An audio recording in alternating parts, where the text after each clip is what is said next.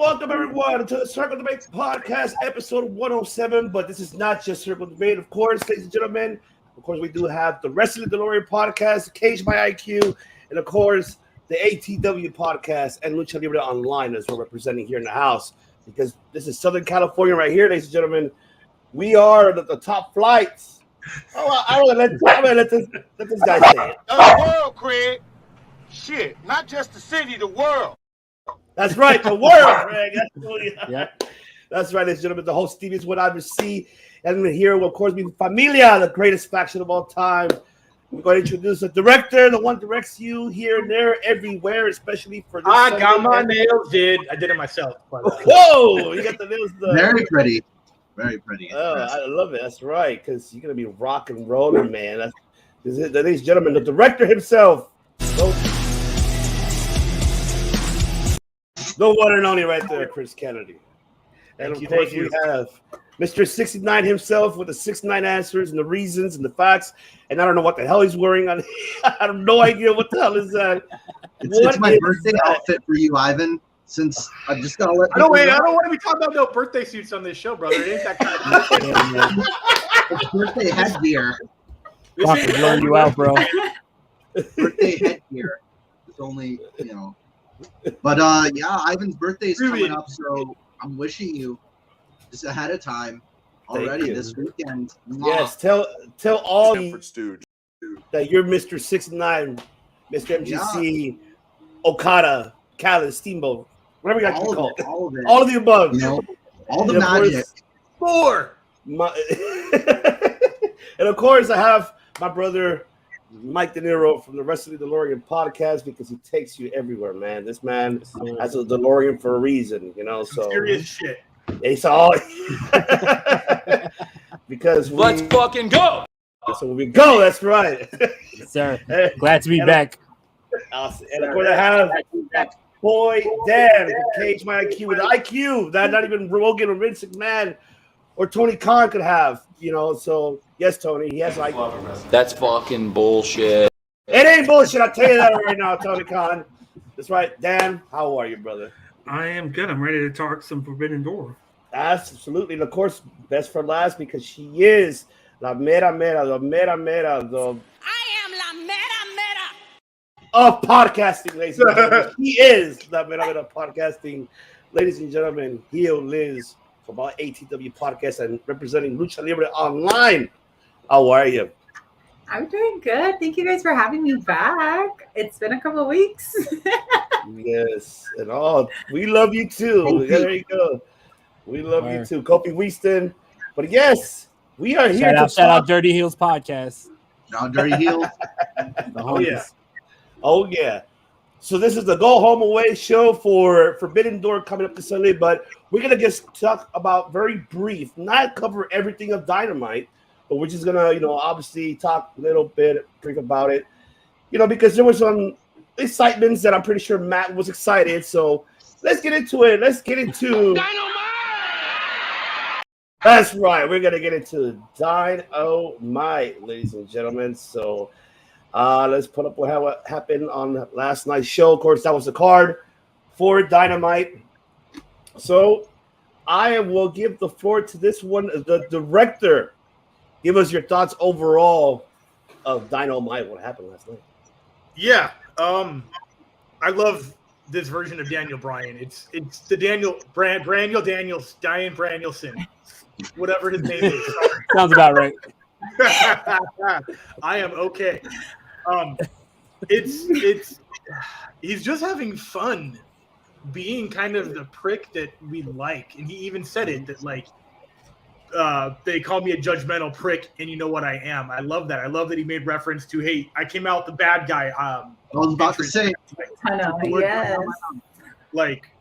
Yes. I loved when he was the Geo Warrior or whatever, the vegan badass, whatever that was. That was my favorite version of Daniel Bryan.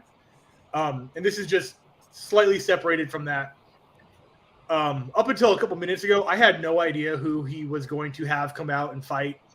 Will Ospreay, is it? Or is it Zack Sabre Jr.? Zack Sabre Jr., sorry. Yeah. And in my head, the whole time, I'm like, don't be Wheeler Yuta. Don't be Wheeler Yuta. And I ain't gonna lie, I was doing the same thing. yeah, I remember some rumors now that if it is who a lot of people think it is, then we're in for a treat. Oh, well, all right. We'll get into. You know what? Let us know. Who do you think is going to be? Well, actually, no. We'll get to the predictions. As a matter of fact, my apologies. You're right. That I had a long day. I didn't come up. I have a section. I'm just saying. Oh, that's right. You have your baddie section, right? No. I got a Northern European white guy section. All right.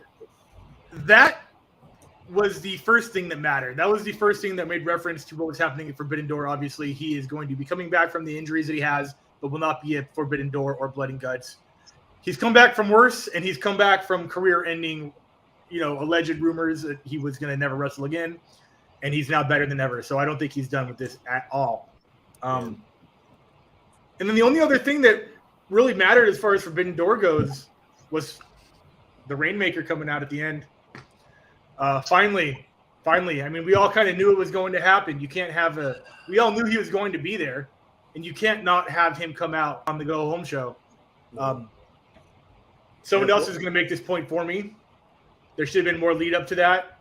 The non-hardcore fans should have been made more aware of who he is. And they will on Forbidden Door for sure. The American fans will know that. I mean, Jericho stole his name, and then still he mocked his name. The Painmaker comes from the Rainmaker. That's because they fought at like Wrestle Kingdom 2017. Dominion, whatever, over there. So like it's all connected, Like the door is now it's like an office door. It's rotating. Cubicles are now opening to each other. We're starting to see that it all makes sense now. As far as Dynamite, that's all that mattered to me. The Christian thing, we all saw that coming. That's some pretty Vincey shit right there. We'll see what direction Lucha goes. That was far. That's all I got to say. He went far, but yeah. I mean, coming from a guy who has a dad that's totally dead, like I can relate. So, but yeah, those are the two things I think that in my opinion, worth talking about on my end here. Awesome. And just quick shout out to Ted Cheney, of course, Tyler Peters, Kobe Winston, Charles Smith, Devin McClark Street, of course, and all much love to you guys. Thank you for tuning in. All right. Pass it on now to La Mera Mera. Talk to me. Well, I enjoy coming on here because you guys educate me on Japan all the time. I don't really watch it. So I'm excited for Forbidden Door just for me to get to know and see other talents that I haven't seen yet or gotten to know yet. But overall for Dynamite, damn. I'm gonna be on the opposing side. I loved Christian's segment. Y'all know I'm a heel, bro. Like I'm not saying I this hated shit it. dead ass. Babyface Liz. Had to be rolling. I was rolling even more when he said, "I'm waiting for his mom to apologize to me for giving birth to." Like, bro, what? Yeah. This dude went ham with that line. I was like, there's no way I would have said that shit with a straight face. I could even say it with a straight face now.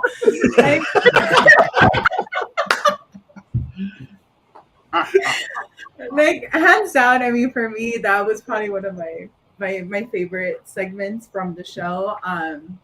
I am looking forward to seeing who is replacing Daniel Bryan and seeing that person. I couldn't even think of anybody. Like I said, I'm still new to the Japan scene, so I'm not sure he's picking someone from there or someone from the AEW roster. But I don't know who could have. I didn't get anything come like right away to like, oh, maybe this person's going to be replacing him. So I don't have any input on that part. I am disappointed he's not going to be wrestling though. Yeah. I am disappointed he wasn't cleared. Aside from that, Dynamite was a good show. I really enjoyed the Malachi and Benta match. That was a really good match. I think that was the one I was looking forward to since like last week. That was the one. But aside from that, Thunder Rosa, Tony Storm, let's go. Oh, let's fucking go. That's right. Yes, I'm happy for Tony. So yes, I'm rooting for Tony.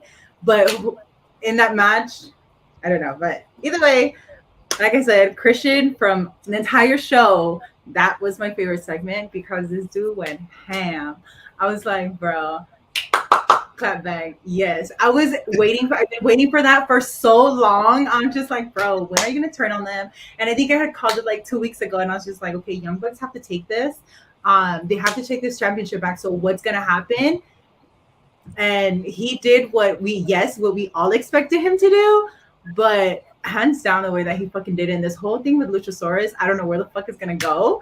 But shit, that shit had me like, I was seeing his little smirk, and I was just like, oh, you motherfucker. Yes.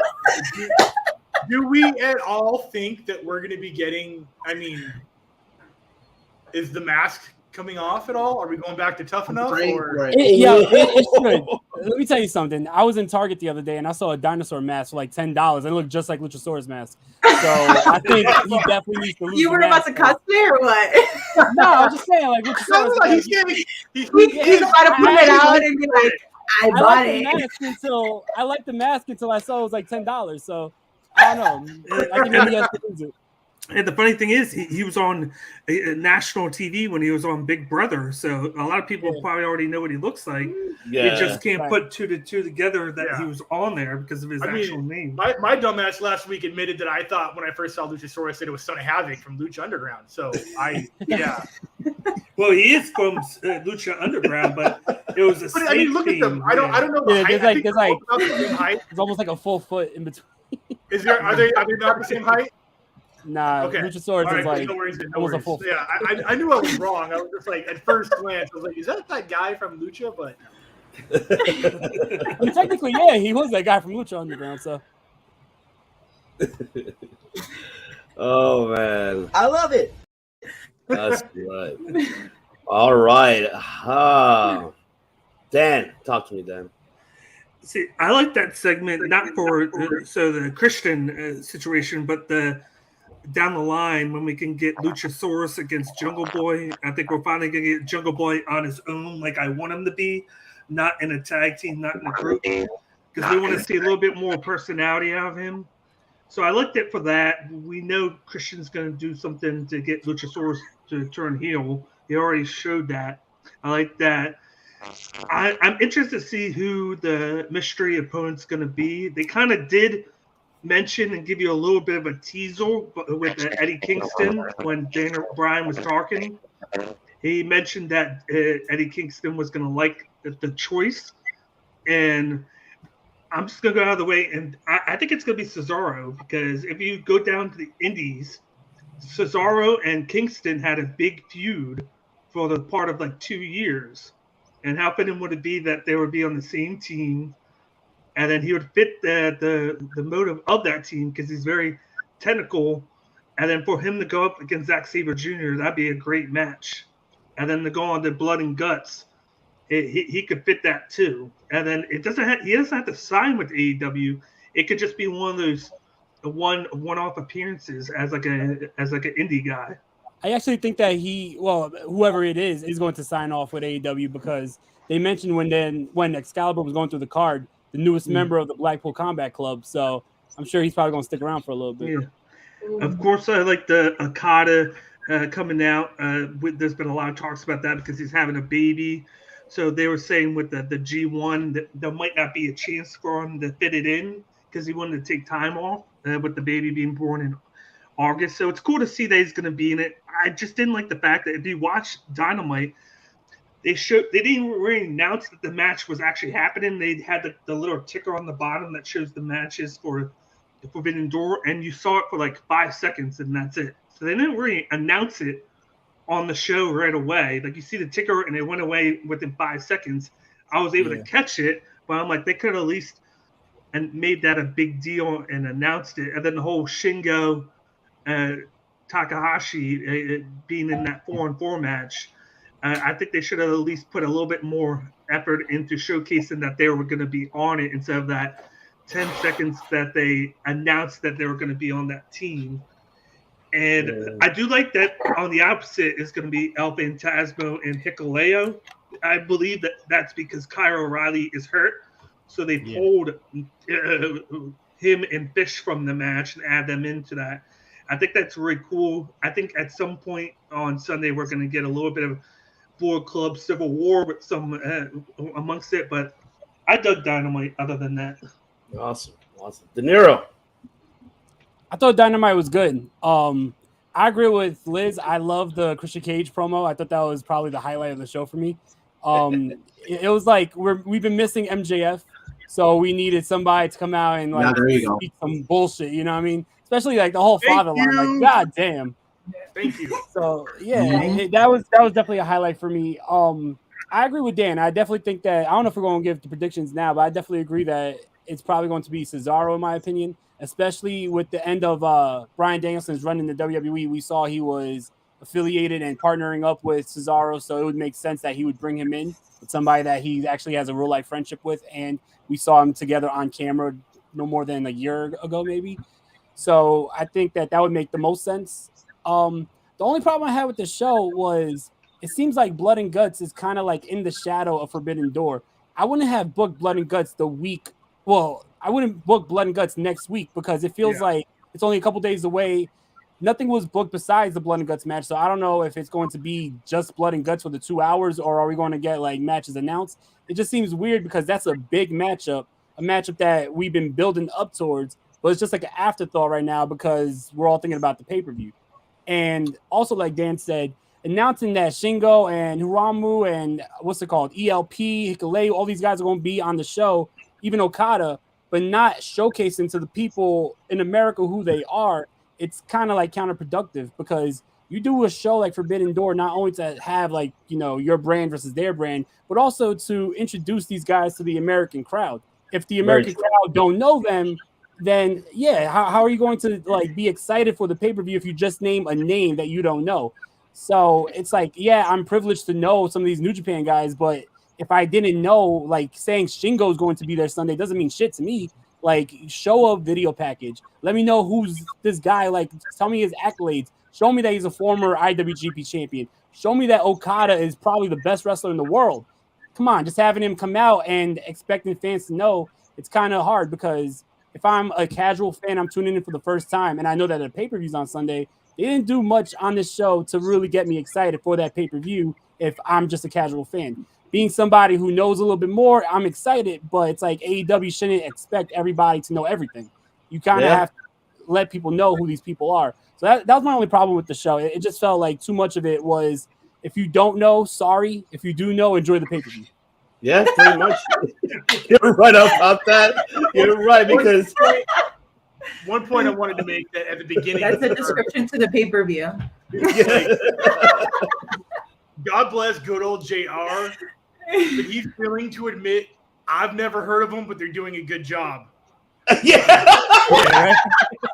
JR's keeping it real. The Open, just specifically, he said this before to other people, which is fine. There's a lot of people coming in that I know that he just doesn't have. I want to say the time to learn everybody's repertoire. Yeah. But maybe don't say that. No, he's not the only one. He's not the only one though, because you have also had Chris Jericho say the same thing about Brody King. Right, but Jericho can get away with it because it's like in character. It's like I don't care enough to care. Where it's JR's literal job to know who Aussie Open is. He could have been like, "Hey, Excalibur, give me like one fact." Like baseball announcers will be like 2-0 at the bat. Albert Pujols has a dog named Ketchup and swinging. That's all they do. So he could have just been like Aussie Open, young talent from Sydney, their debut on Dynamite. That's all. He could have just said that instead of I don't know shit about shit, and that's it. You know, like right? It had everybody like, hey yo, what the fuck? I got surprises for you guys. So I'm Aussie Open. Gals. What's up? So Go ahead, this is Beckham. basically about the reason why that you probably didn't get enough promotional time with some of the Japanese wrestlers, despite Tony Khan's pockets being big. It's probably not. He doesn't have the disposable income, probably not as much. Like, despite having the money to take care of the company, or at least he doesn't want to, because I think one of the main reasons is they're not just wrestlers in Japan. They're also like brand ambassadors and they've got commercial deals. So one of the things that happened with Kazuchika Okada over in Japan is that he designed his own hamburger over there like a few weeks ago. He had like a protein hamburger, and then there was like some people on Twitter making fun of it and like, oh yeah, Okada when he designs anything, and it's the car from The Simpsons, the like with the like the tube and everything. But I think the other thing. Okay, so Ivan, I could on Dynamite. Yes, we'll break it down very brief. All right, so for Christian in particular, I mean, I'm glad Gennaro pointed that out with the MJF thing, because it's not the first time, patricide, a dead father has been mentioned, because they were talking about Brian Pillman Jr. and Brian Pillman with MJF. I forgot about that. You're right about that. Yeah. So I'm pretty sure almost nothing's off limits. I mean, don't be surprised if Max Caster like makes a reference to it, like something 90210, and I'm like, Dylan McKay and all that. It's like, and then he starts singing the 90210 theme for Jungle Boy before he faces him. Who knows? Like, son of a bitch. Exactly. Exactly. If you got anything off limits, some people are going all out.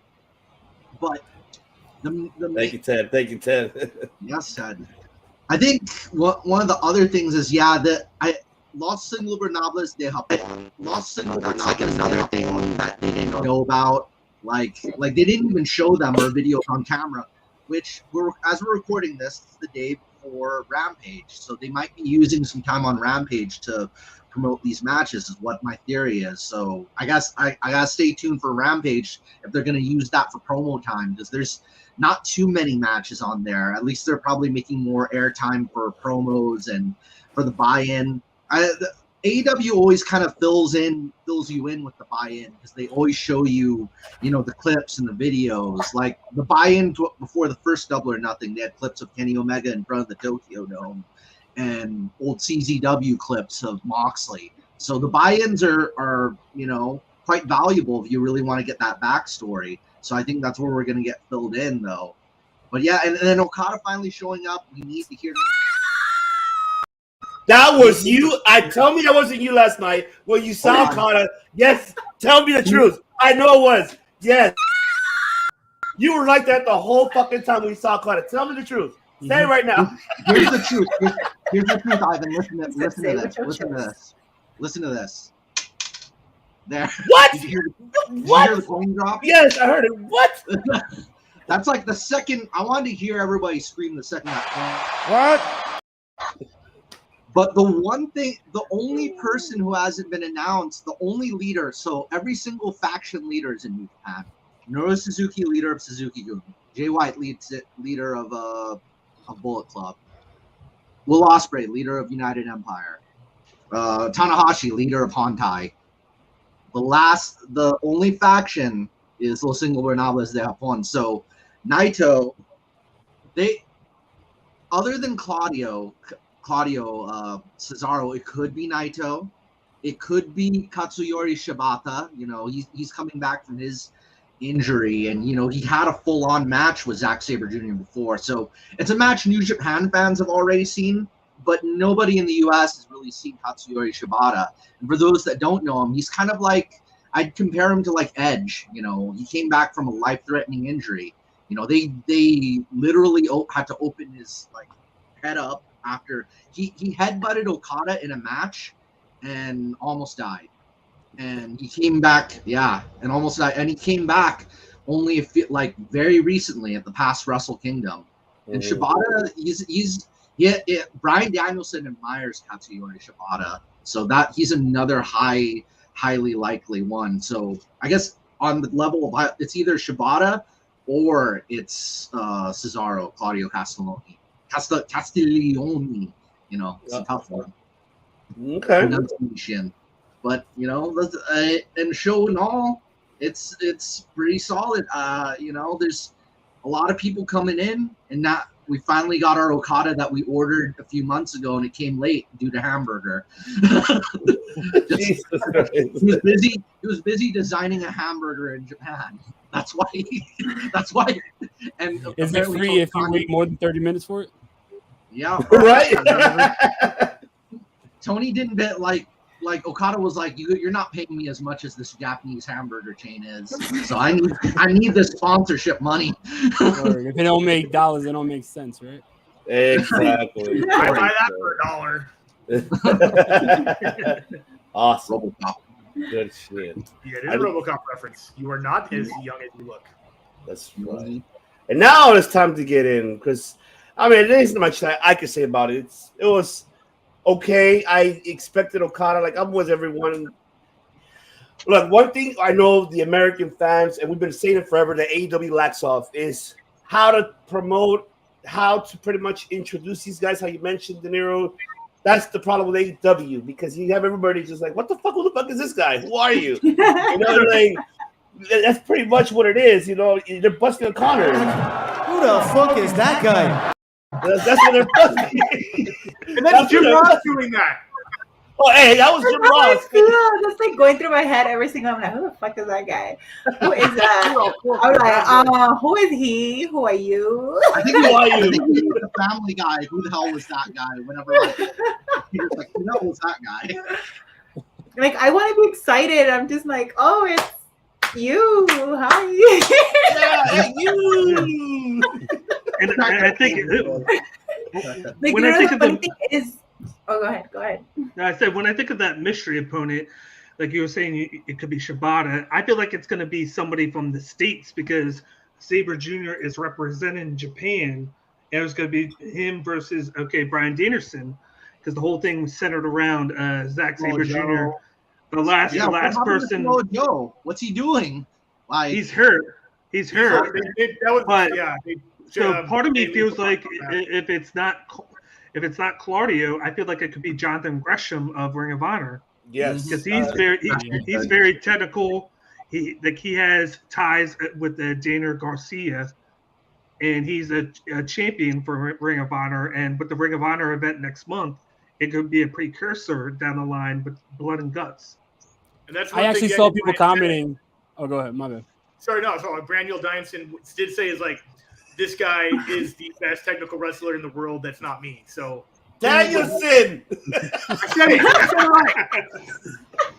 Daniel Danielson, Diane Danielson. It's all the same guy, man. Mr. Brie Bella, Birdie's dad. It's all the same guy. brand cereal, Oak Flakes brand cereal. Did anybody else get comments on like their feed saying, "Oh, does this mean Bray Wyatt's coming in?" If anybody in this world thinks that Bray Wyatt is the number 2 best technical wrestler in the history of the world, I quit. I mankind at WrestleMania 2001. I quit. Someone DM me, "Oh, do you think that's Bray Wyatt?" I'm like, my man, what? Number one vignette, number one in vignette, maybe. Yeah, right. The Fiend versus Zack Sabre Jr. The most random shit ever. No one ever complimented Bray Wyatt's technical prowess. Just saying. For real. Sure. Well, yes. Any final thoughts on Dynamite so we can move on with predictions? No. It was a good show. It was a decent show. It just didn't feel too much like a go-home show. I feel like Forbidden Door would have been better if Forbidden Door was next week. Like, give Dynamite another week, really showcase who's going to happen, showcase some of these New Japan talents, show some video packages to get people Rampage. Agreed. I absolutely agree with that. But see, the thing, do you think that they're going to go harder at Forbidden Door, or you think they're going to go harder at Blood and Guts? I think they're probably going to go hard at both, but the thing is, Blood and Guts definitely seems like an afterthought because they mentioned it, like 2 or 3 times, even though it's a huge match going on next week. This was all about Forbidden Door. Like, if someone didn't know, they wouldn't know that there's going to be a double ring steel cage match next week. There was no mention of it. There was no mention of what Blood and Guts is for anybody who didn't see it last year during the pandemic. Because there's a lot of people who wasn't watching during the pandemic. So, like, at least show a video package, like, what is Blood and Guts? Show that this is basically War Games. They didn't do none of that. Like, it felt War Games. War Games. I feel like WWE does way too many video packages, and AEW doesn't do enough. Yes. They gotta even it out. Man, you hit the money. You hit the money, Liz. You hit the money. I love it. Yeah, you hit the money on it. I would say though, anybody who doesn't know these New Japan talents, so if you tune in and you do decide to take that risk and buy that pay-per-view, even though you don't know half the roster that's going to be on that show, you're going to have like a good surprise because you're going to see some of the best matches in the world because New Japan talent always bring it. So I think that anybody who doesn't know much about New Japan is probably going to be a big New Japan fan after Forbidden Door, which is the one positive.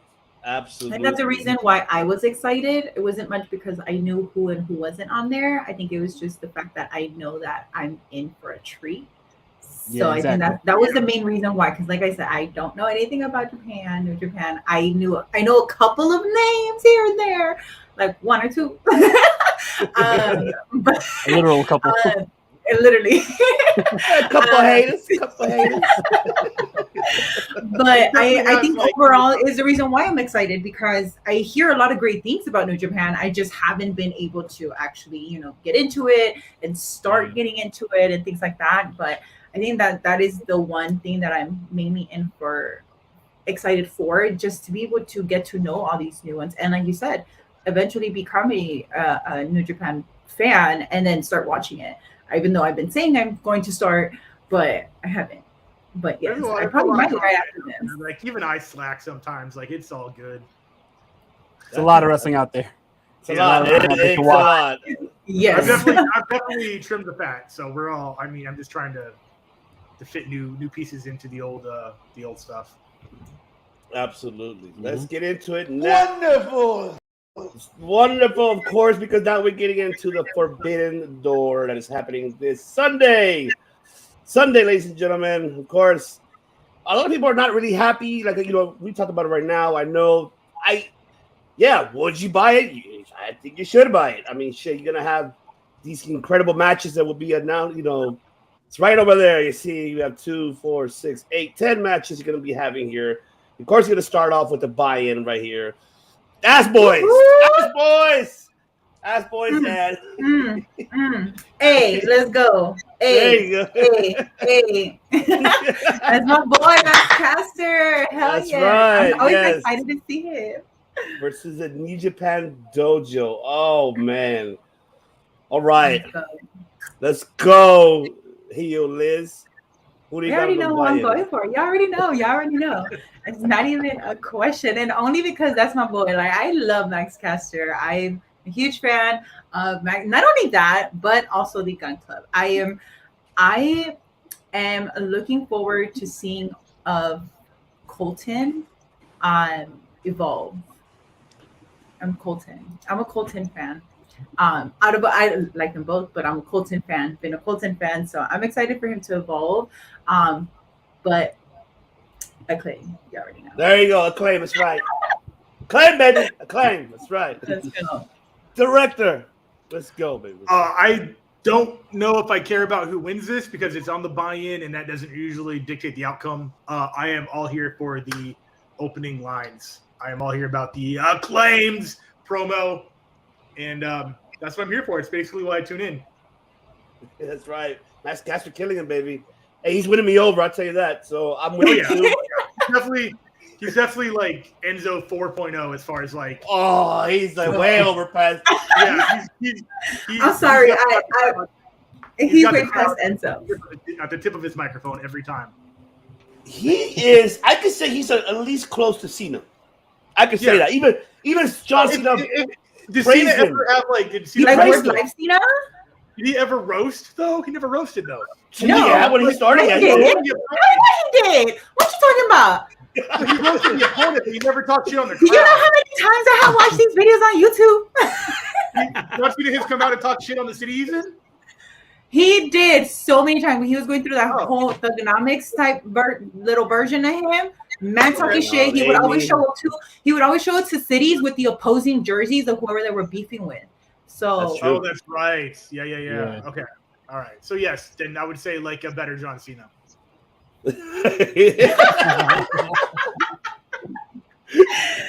All right. De Niro, take it away. I think definitely probably the Gun Club is going to win this because I don't know, like it's a little bit of a weird mix. You got a legend on one side with Billy Gunn, which also is pretty cool to see him mix it up with New Japan talent again because there was a short time period where Billy Gunn was in New Japan, so cool to see that. But yeah, I think that it's going to go with the Gun Club. As for the Young Lions, I'm really happy to see Alex Coughlin on the show. I am a big fan of him, so. Yeah, I mean, to be honest, this is kind of hard. Like, I think it go either way, but if I had to pick one, the Gun Club. And I, too, am a very big Max Caster fan. If there you go. Did anyone ever see Max Caster? Like, he does cameos, and for each cameo, he'll rap and diss you for the cameo. Oh, no, I have not seen it. You give him, like, a little list of things that you want him to talk about. And so, like, you pay him to get, like, dissed in a rap from him, which is pretty cool. That's super lucrative for sure. I'm gonna have to get one for sure. I'm gonna have to. If you have money to burn and you just feel like getting dissed, why not? By Max Caster, yeah. Why not? I would buy it. He gonna roast me from my fucking cosplay, and I'm just playing. And he has, when he does it, he has the Acclaimed theme song in the background too. Like it's the full entrance. Shut up! No, I have to get one. Yeah, me too. I'm gonna have to get one for sure. Matt Callis. I must say that the Young Lions are usually there to take the L. For the most part, they're there to train. Some of them, and Yuya, we saw him over at PWG. I was off top for him. Sometimes they could pull out wins, but for the most part, I'm about 78% sure that they're going to take the L, because the AEW guys, they've been pushed more. They've been on TV, so they're going to give them the win for the most part. And Max Caster's going to be a lot of fun. So I got a 33 and a third chance of winning, but I got a 66 and 2/3 chance of winning. I always break it down to percents. I always Sith Lords deal in absolutes, Big Dan. I'm going with the Caster and the Gun Club, but I do feel like they're going to try and showcase Alex Coughlin a lot. He just graduated the dojo. He has the Android gimmick now that he just started doing on Strong last week, which is a lot of people are really liking that. It's fitting for the type of guy that he is. He's big and strong, and then he wears. I like the entrance now. I want to see him come out with the new entrance on Forbidden Door. I think he's going to get showcased a lot, but you're going to go with the proven talent here in the Gun Club and Max. Awesome. All right. Now we get into the actual event. I think this is going to be the first match. It has to be. It's going to have to be the Bucks. And, El Fantasma and Hikuleo. Pretty much the Bullet Club versus a dude with attitudes. Okay, first of all, who named that team? Was it Rude Dudes with Attitudes? Wasn't even Dudes with Attitudes. The original name was Dudes with Attitudes was Lex Luger and Sting, and then a couple of other baby faces. So so Sting kind of sees whatever faction he's in kind of as like the new Dudes with Attitude. Kind of like dudes. Was that when they were? Remember that really terrible bash at the beach where they actually had a bash at the beach in like Florida? Dudes with Attitudes. They've done it. Dudes with Attitudes was around for a little bit though. It was like just Lex Luger, Sting, and then whoever else. So they might have done that and several other pay-per-views as well. So yeah, because I remember one they were actually like fighting in the sand and in the water at a beach. Mm-hmm. And that was like before all of your time. Before Baywatch, right? Before the Baywatch episode. I think it was during Baywatch. To be fair, Beach Blast '92. Yeah, Vader and Hogan '95. Okay. Yeah. All right. Dudes with Attitude. That name feels like it fits more like Eddie Kingston and stuff. Like them. I don't know. I think it fits them more. There was another tag team at that time, the Dynamic Dudes. That's and also in early '96 was in Shawn Michaels and Diesel, the two dudes with attitude. Oh, Yeah. I think it was So a reference to everybody- that movie. Damn, so they're bringing I thought it was the coolest thing in the early 90s. There's so many dudes with attitudes. That's what we get from all this. Yeah, I know. Because of this doing man. my We make movies. That's why. That's the movies. That's movies. That's bring up with like if it's like a movie sequel, dudes with attitudes. Like, oh my god, I gotta come see it like an episode. But Word. Meta, what do you got on this one? I don't know because I only know like the two front guys over here and the two front guys over there. And so if I'm looking at only the Young Bucks and Sting and Darby,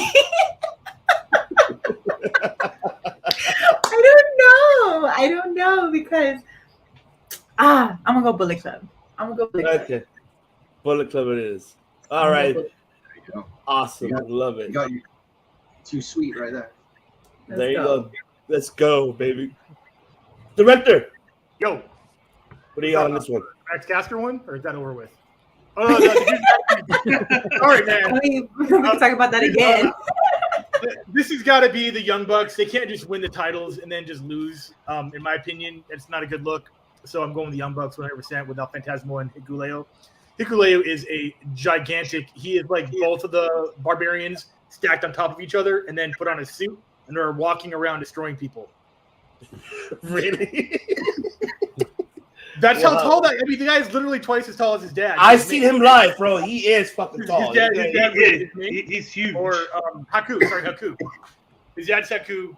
Ming was the other barbarian, right? So yeah, he is literally both of them put together and is just terrifying. And Haku might walk into the ring. Haku might be there too. He might walk into the ring. That would be awesome. I want to actually see who his actual father is because I just found out he was adopted. Him and Tamatanga they were adopted by Haiku. Well, then I did not know that. Yeah, I was Haku is hoping his there's so brother, many it's his uncle. resemblances with Haku. Yeah. God, what? I never knew that. Yeah, but I just found it out. It's his uncle, but then his uncle adopted them too. I know who his dad is. Oh. Just kidding. Survey says no. But yeah, that's one thing. It could be a pretty decent match. Well, here's what we're gonna see. We're gonna see Sting do some shit that he should not be doing, and I'm here for it because this version of Sting is living the indie darling life he never got. He is doing all the things that he never did in his life. I mean, he's never jumped off at anything besides coming out of rafters in '97. But he's never gone through tables. He's never done anything hardcore that I can remember. He did it a little bit in TNA. A little bit. Yeah. But this is like he's like next level hardcore icon, which is a wild sentence for Sting. And you're gonna be cringing like. Yeah, that's how you're gonna be. When Sting went, I think did Mike hit the video or was it just a fan cam? A fan cam. Jumping off the mezzanine through like 14 tables onto like Eddie Kingston or some shit. I forget what it was. That was a fan cam. Yeah. He's 70 years old doing that shit. Let's go. I thought he was 65. Same thing. You got to round up in this business, man. This year's like 29. Sting's close to my dad's age. My dad's 71 or 72. So Sting, he would be like, Sting would be like a freshman when my dad's a senior. You know, something like that. De Niro, what do you got? I think personally, it's probably going to be the dudes with attitude. You have such a stacked team there because, yeah, the Bullet Club is dope, but you have the icon Sting, Darby Allin, who is, a megastar in AEW. So I definitely think that them alone could, be a reason why they would win. But if you look at also the LIJ members that are going to be in this team, Shingo, a former IWGP champion, former Dragon Gate champion, the man is a top talent. Hiromu Takahashi is about to move up to the heavyweight division. He's taking that next step in his career. Top talent in New Japan. On the other side, Hikuleo is one of like the background characters for the Bullet Club, and ELP is, very talented guy. I'm excited to see him in the G1, but I don't think ELP right now at this point is going to be able to match up with someone like Shingo, a former IWGP champion. So with that being said, that team just looks well more rounded when you have the legend, the up-and-comer Darby Allin, a former champion, IWGP champion, and the guy who's about to take his career to the next level with Takahashi. So with that being said, I think it's going to be the dudes with attitude. But I'm going to be honest, that name is corny as fuck. Honestly, they come up with anything better. From the 90s. It's a throwback. Look, my whole shit is Wrestling Delorean. I go back into the 90s, but if this was the 90s, I'd probably still say the same thing. Like, come on. You can't there's nothing more original than dudes with attitude. They're coming out with the parachute pants and the neon skateboards like John Laurinaitis. Exactly. And, yeah. If they don't come up with Zubas, then I don't know. Freaking, They're going to come out with fanny packs and shit. Love it. Hey, what you gonna get fanny packs? I wear fanny packs. Hey, this is wrong. It's the part of the 90s that said it, though. It's going I was wearing leg warmers up to like 8th grade. But that was only 2 years ago, Liz. You get a buy. Stop! I wish. Last year of high school is a wild place. I get it. Oh my god! Now, before I go on with Dan, since director has to go to work, director, that nightlife, man. So break down your just every brief overall. Which one are you looking forward to? I can run by this pretty quickly. The Eddie Kingston match versus Jericho. Jericho's taking that. The Malachi Black Pack Ishii for the Atlantic Championship. That's going to Miro. Going to Miro. Yes. FTR Jeff Cobb for the Ring of Honor title. And are they both? So winner takes all in that one? Yes, winner takes all. Fuck. Holy shit. That's got to be FTR. Oh, okay. Thunder Rosa and Tony Storm. Thunder Rosa. That's going to be a good match, though. Tony Storm is not going to let us down. Will Ospreay, Orange Cassidy. If Cassidy wins, we riot. Tanahashi. That's going to be for the interim. It's got to be Moxley. Fuck, man. But how big would it be if Tanahashi won that? Man, that might be the move to have the Japanese eyes come to look at America instead of the American eyes looking at Japan right now. So let's go with Tanahashi on that one. Agree. Let's go with that. We're on the same page. Woo! What? The record chose Tanahashi? I think Let's fucking go. Because look at it right now. Everything AEW is doing is introducing us to the Japanese fans. What are we doing to get the Japanese fans over here? Tanahashi with the title. We got to do that. I almost had there's one more. Yeah, Jay White, Hangman Page, Okada, Adam Cole for the heavyweight title. That's and still Jay White. Yeah. It just the way it's perfect heel psychology. Okada says he never lost it or some shit. I don't know the storyline behind that. Adam Cole definitely wants it. He used to be bros. Both are leaders of Bullet Club. Jay White's keeping that title. This is such good shit. Good shit, director. I feel good. I would be if that's how that card went down. I would be entertained 100%. That was almost as fast as Excalibur saying the card during the rundown on Dynamite. Oh my god, Excalibur! I gotta slow myself down, dude. Like Excalibur is huffing and puffing after he says the whole match card.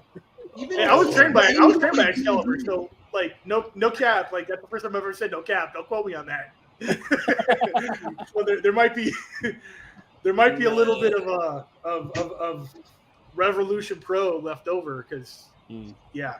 Anyways, all right, that's it. I'm done. I appreciate it. I'll see you guys Sunday. I don't know how else to say goodbye, man. Like I'm out. All right, I'll put your outro goodbye. How about this? Yeah, I don't really have an outro. I just say later. I appreciate it. Love all you guys. I'll see you guys in the recap show. One love. There you go, director. We'll see him on Sunday. So there you go. You. Oh, You miss him already? That's right. All right. All right, Matt Cal, let's go very brief on this one. Let's try to break him down as fast as how Chris does it. So yeah, we were at the dudes with attitude and Bullet Club. No, I basically De Niro kind of took the words right out of my mouth. You got to know, former Dragon Gate champion, former IWGP World Heavyweight champion, Shingo Takagi. If you rewind, you go back in time. We'll go back in time. If you rewind the clock and Shingo Takagi and Sting are the same age, I'm pretty sure Shingo would be in the same place the Great Muta would be in. I mean, they would put Shingo in the same place that Great Muto was in when he was facing Sting back in the day. So that team's got 2 world champions on it.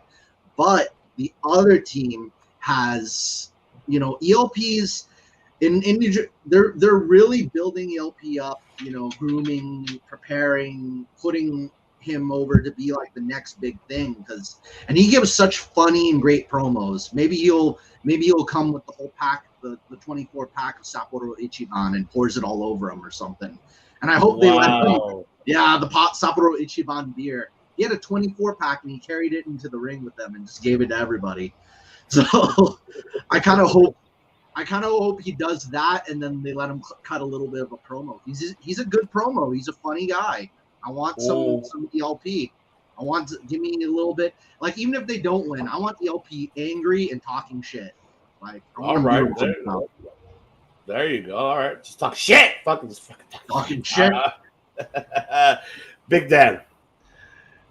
If you look at the Young Bucks, their Twitter now, they added a picture of them with the Bullet Club shirts on, and in the caption it says, I guess we got to break through some of our old merchandise now, because of the Bullet Club. And there's been that whole Undisputed Era Bullet Club situation going on where they're acting like they're together, and at some point it's going to break, and they're going to go at each other. And I could see a situation where all night that it happens through a couple of these matches. This is the first one that we have right here. I feel like El Phantasmo is going to want to be the guy that gets pinned. And it's going to be a situation where they're just doing the match and miscommunication. Somebody's going to cost somebody else a pin on that side, and you're going to have the dudes with attitudes get the victory. It just sounds good, because you want them to lead towards that, like I said before, I'm going to say it several times, that Bullet Club Civil War finally happening at some point this year. And we've been saying it forever. I think all of us have been saying forever. Give me what I want. That's all I ask. Give us a damn Civil War, damn it. Oh my God, this is so annoying. You got Young Bucks, the champions. You got Hikuleo. He's going to do the big spots. You got El Phantasmo. He does a lot of moves off the top. And then lately, if you remember, he does all the former Bullet Club leaders' finishers. Yeah. As part of his thing. So it adds another layer to this. And I like to see, of course, Shingo in the match. Him versus Hikuleo is going to be nice. Those two big guys, the brutes. And then see El Phantasmo and Hiromu, that they've had wars in the junior division of New Japan. So I think they kind of cancel each other out. I think they're going to have the dudes with attitudes winning. All right. Hiromu is like the Japanese Shawn Michaels, for those who don't know him. So I gotta say that he's got a little bit of Shawn. It's like a little bit of Shawn. It's like Japanese Shawn Michaels almost. To keep it simple. Yeah. Okay. And he's very charismatic. Punk rock anime Shawn Michaels. That's how I would describe Hiromu. All right.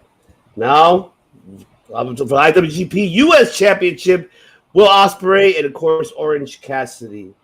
So, Mera, what do you got on this one? Okay, I actually do follow Will Ospreay. There you go.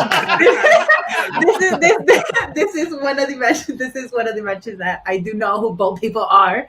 Will Ospreay. I don't think Orange Cassidy will take it. I am excited to see maybe a different side of Orange Cassidy for this match. But I don't think he's gonna take it. I really don't. I know that right now there's a whole hype up between, all of them. And I was actually wondering not that long ago too. I was just like, what? I'm like, what happened with Orange Cassidy? This dude was just, being built, and then out of nowhere, they're like, turn around, sir, go to the end of the line. So I was pretty surprised that he's, even added onto Forbidden Door. I think he was injured, right? He injured his arm with the Adam Cole match or something. Yeah, he was injured for like 2-3 months. Yeah. Oh, shit. Okay. It was actually supposed to be Ospreay against Andrade, but because the whole the thing with the Mexico, with the politics thing, it got switched to Orange Cassidy. Oh shit! No way. Wait, what? I didn't know. Wait, what? Oh yeah.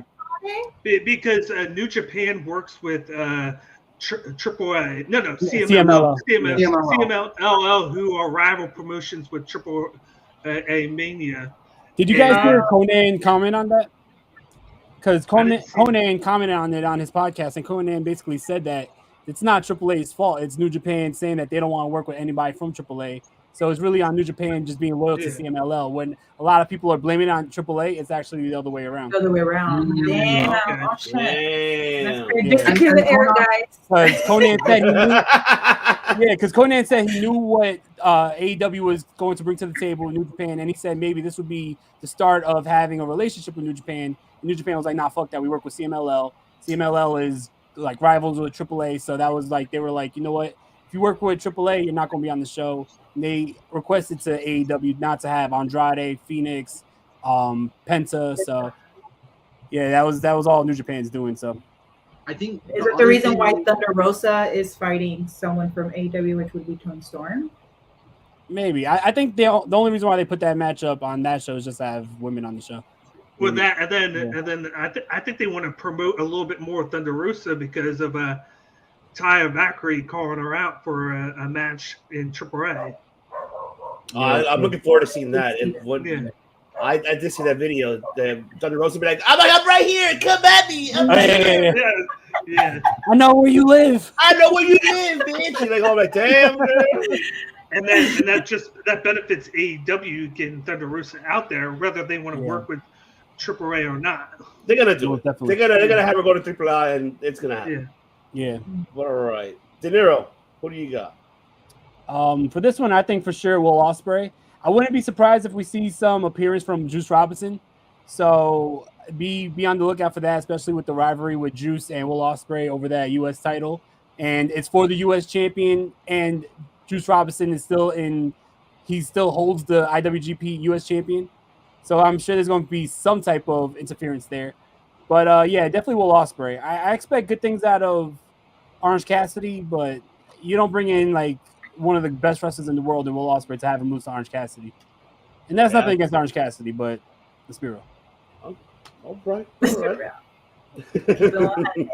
That's right. Keep it 100. That's right. Yeah. Matt Callis. Oh, let me get my baseball ready. Who's ready to catch this? I got a curveball. Oh man, here comes the curve. Everybody, I got curveball. Just don't take out my frames, please, or my window. I'm gonna wind up. Oh, there we go. Here's my curveball. You guys all caught it. Wow. I'm surprised it didn't hit anybody or anything. All right. So my curveball. You know, there's a difference between who I want to win and who is going to win. I know right now New Japan's got the Juice Robinson, Will Ospreay thing brewing and getting ready. They're getting that ready, and an eventual Jay White, Will Ospreay thing that's going to be later on down the line. Those are the two upcoming matches. You know, they got to let that happen, and I think this might hurt it if Orange Cassidy wins. With that being said, I don't have a problem with a win happening, though. I'm like, you know what? I choose chaos. You know, I woke up and chose violence. Yeah, I chose violence. So I think if Orange Cassidy wins, this would be another great cross promotional thing. I've compared Orange Cassidy to Tetsuya Naito. He's like the American Naito, and a lot of like the young youth, a lot of the younger American fans love Orange Cassidy because they relate to kind of the apathy and the, you know, kind of represents like a Gen Z mindset. You know, it's because Orange Cassidy himself, he's like 37 or 36. You know, he's not Gen Z, but his character kind of resonates with that Gen Z mindset and like modern culture. So I guess him holding that IWGP US title would be really kind of fun, you know, for I guess Japanese crowds and American crowds. And it would be a great. He hasn't had any singles titles in AEW yet, so you know this is an eventuality. So I wouldn't mind him getting that win. You know, power to him if he gets it. He could do such cool stuff. You know, he's got magic behind him. You know. Yeah. Really? Curveballs. Sideways. I feel what you're saying, but I feel like Will Ospreay just getting way too much hype since he has stepped foot and has came out. I just feel like there's just way too much hype around him for him to lose. Yeah, and there's no way because like they literally like you're commentating, they're praising this dude. Like I understand, you know, this dude is amazing, he's great, he's talented, but they're praising him way too much for him to come into the first pay-per-view and just lose. I'm 80% sure. I'm 80% sure Will Ospreay is going to win. 80%, maybe 83.6. Here we go, Scott Steiner. Let's go. Yeah, 83.6. But that percentage of Orange Cassidy winning is just like, if he does pull the win out, it's a reflection of modern youth. It's a reflection. You know, that's the only thing. Okay. Big Dan. It's crazy to think of how much ties that Juice Robinson has on this pay-per-view with the U.S. title with Ospreay. If you think about it, his fiance, they're not married yet, but his fiance is Tony Storm, who her best friend is Bray Presley, who is engaged to Ospreay right now, and they're all good friends. Are they? No, they're still together. It's just together. They're low key. Yeah. You gotta keep it on the road. Yeah. They cannot let Vince McMahon to know about it. You know, they cannot know. You don't want Vince to know shit right now, but then he's like, "Oh, right." Yeah, but she's working in NXT UK right now, so it's not like she's far away anyway. But she used to live with Tony Storm too. I was gonna make a horrible joke. Will Ospreay watch over your girl, please? Watch, please. Watch your girl, because if Vince meets your girl, then this is gonna happen. Vince is gonna tell her, "My testicles are the size of grapefruits." What? He's got to put Will Ospreay though. So Will Ospreay has to put like an alarm system near Deep Priestley. That'll be like if Johnny Ace comes within 200 miles, or like Johnny Ace is nearby. Danger! Johnny Ace and Will Smith. Johnny Ace. Will Smith. Oh, why did Will Smith? Sorry, my Freudian slip. But there you go. But I think it's going to be one of those really good matches. I just feel like I'm 99% sure it's going to be Will Ospreay. I sent you the video of the new Juice Robinson promo that he did with the gown on, and I ate it off. At first, I was like, "Oh, he's wearing a shirt," and then I look at it, I'm like, he's in the hospital right now wearing the gown. So it looked like he was just getting ready to get the surgery done. I'm gonna laugh if he shows up at Forbidden Door in a gown. I'm gonna lose it. I'm just gonna. He's gonna show up. He's gonna show up. Yeah. Like hospital socks on. Yeah. I'm gonna roll on the floor. And they got that big storyline going right now. So why would you have Orange Cassidy win? It'll be cool to see it. It's just how would they play it off to then put it back on Ospreay, because that wouldn't make much sense. Yeah. All right. So you got Will. Yeah. Awesome. All right. He's at 99%. Hey, he's 99.9%. 83.7% Will Ospreay's gonna win. Yes. Oh, man. 5/3. All right. Let's see what's next. Oh, winner takes all. This is gonna be a good one. I'm excited for this one because this is the one where FTR could go to Japan, which I think they are going to go regardless if they win or lose. But I want them to win, damn it! And it's just this is going to be a good one. So, where's the Ned Flanders? Oh, okay, I'm going. There you go. There's the Ned Flanders. That is right. I love it. We do love it. So, Mera. Who do you got on this one? I'm going to admit I am not a huge FTR fan, but I do think that they're gonna win. Over everybody, I don't know most of the other guys, but they do convince me that they are the greatest tag team out there. I just personally, for me, I don't know, just something about them I don't like, and I'm just not a fan of. But I could fucking agree they're the greatest tag team. Hey yo, what the fuck? What? So I think they're great. I just something about them I just don't like. I don't know, but I'm gonna give it to FTR on this one. FTR. I cannot believe it. You are not an FTR fan. I'm not. And honestly, in Vegas, I saw Dax right outside, and my boyfriend was like, "Hey, go say hi, go say." I'm just like, "No, I'm not a fan, so I'm not gonna go up to him and ask for a picture." But I kept walking. I kept walking. I was like, I'm not gonna be fake and be like, "Oh my god, huge fan, can I get a picture?" So I'm just like, "Oh, cool," and I just like left. Like I was just that's what I'm saying. I'm like, I'm not a huge fan, but I give it to them because they are a great tag team. They're amazing. But me personally, just them in general, I'm not a fan. But I do respect their game though. So I'm gonna give it to them. I give it to FTR on this one. Okay. All right, De Niro.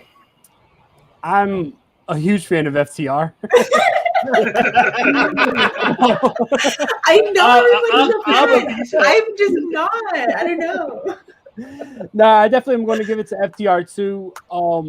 Just because I would love to see FTR in Japan. They're also collecting belts right now, and I think it's funny that they're still the AAA Tag Team Champions as well, I believe. And it's funny how they don't work with AAA, but AAA Tag Team Champions may also be the IWGP Champions. So that whole we ain't working with you really wouldn't make sense, but it looks like FTR may be winning this match because they are collecting tag team titles right now. Also, I'm really looking forward to this matchup because really besides Moxley and Tanahashi, this is the only match that's been getting a lot of build. Even before Forbidden Door was really announced, they've been really building to this matchup. So out of all the matches on this card, a lot of them are just thrown together. Here we actually have a storyline building up to the match. So I think that adds a little bit more drama and intrigue to the match. But definitely FTR. I just want to see FTR in Japan. So definitely get those titles and win the World Tag League. That's it. We just want them in Japan. Right? That's all we want. Just give us, damn it, Batista, tell them. Give me what I want. Just tell them. That's right. That's all we want. Matches. Exactly. Yes. Big Dan, talk to me. Yeah, that's the one title that FTR and all wrestling they have not won was the IWGP World Tag Titles. They won WWE, AEW, AAA, Ring of Honor. That's the only one left. I feel like it would be the perfect thing to have them win it, then hold it. You do the World Tag League, and you have Great O'Khan and Cobb win it to get their titles back. Or if I get my wish and I get the FTR Girls of Destiny match, and yes, that's you. I want that match too. I ordered it. I'm ordering that match because I have so much hype for that potential there.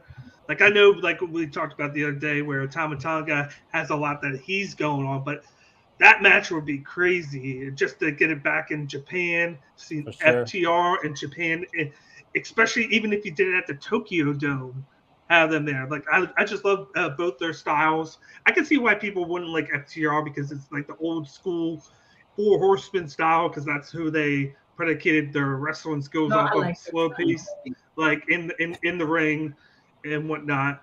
I just feel like it's gonna be them. It would be the perfect time to do it. And just like he said, they built it up well in advance. I liked how they had Bullet Club win the belts. They came over here, and then they got the belts back at Dominion from the Bullet Club. So it adds more to this. So I thought the storytelling from well before made this match even better. Indeed. Absolutely. Matt freaking Callis. So I won't do a curveball for this one, but so you know what? I'll bring back something old I haven't done in a while. Nothing is over. Nothing. Okay, all right.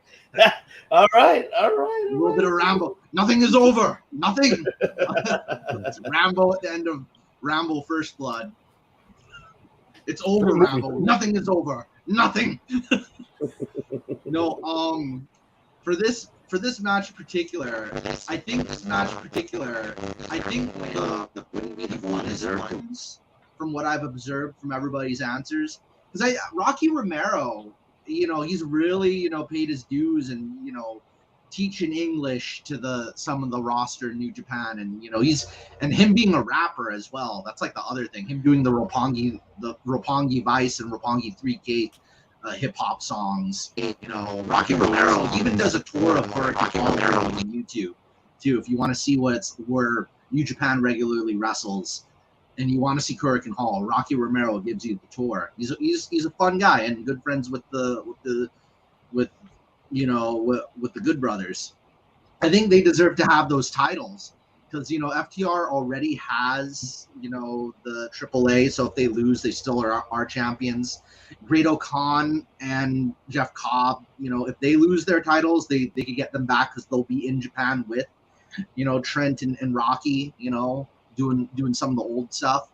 But on the other hand, I do want to see FTR go to Japan still. So even if they lose, I still want to see FTR in Japan. And, maybe we could get FTR versus Motor City Machine Guns, FTR versus Good Brothers, but we've had that in WWE before. FTR versus Guerrillas of Destiny. I know that's the one we definitely want to see, so but overall, I who I want to win is Rocky Romero and Trent, Roppongi Vice. Japan. You going with under the curveball and choosing Roppongi Vice? I'm like, what? Like, not even FTR or. I love Rocky Romero. I love Rocky. I know because Rocky's teaching them English, and I'm pretty sure when Rocky's teaching them English, I'm pretty sure they're. What the hell did you just say? I'm pretty sure. I guarantee that's how they are. Wait, in addition to that. Just backstory, the Roppongi Vice's finisher, the Strong Zero, it's named after a Japanese alcoholic beverage. It's kind of like White Claw, but it predates White Claw big time. And it's like they're high alcohol content, and you could drink them right in front of cops in Japan because there's no open container law in Japan. So that's like what it's like Vegas. Yeah, it's like Vegas. So their finisher is called the Strong Zero. It's named after. It's like naming your finisher the White Claw. Or something like that. I see. All right. Now let's move on to. We're almost there. Let's try to get this as much as we can in this. The Kajote and Sammy and Minoru versus Yuta. Shota Umuni. Can't even pronounce his last name. Emunio. Eddie Kingston. Emunio. Red Shoe's son, pretty much. Yeah, that's Red Shoe's son. So I'm excited to see him back. I'm going to say very quick, I like when it was him and Moxley. When Moxley went to Japan, that was awesome. That was his best friend. He treated him like shit in the beginning. He whooped his ass. He was like, you know what, man? You took an ass whooping from me. You're my best friend now. You can have my jacket. What was the one promo he did in the back? He was like, I don't feel like talking. Talk to my buddy Show. Oh, yeah. Tell me what you think.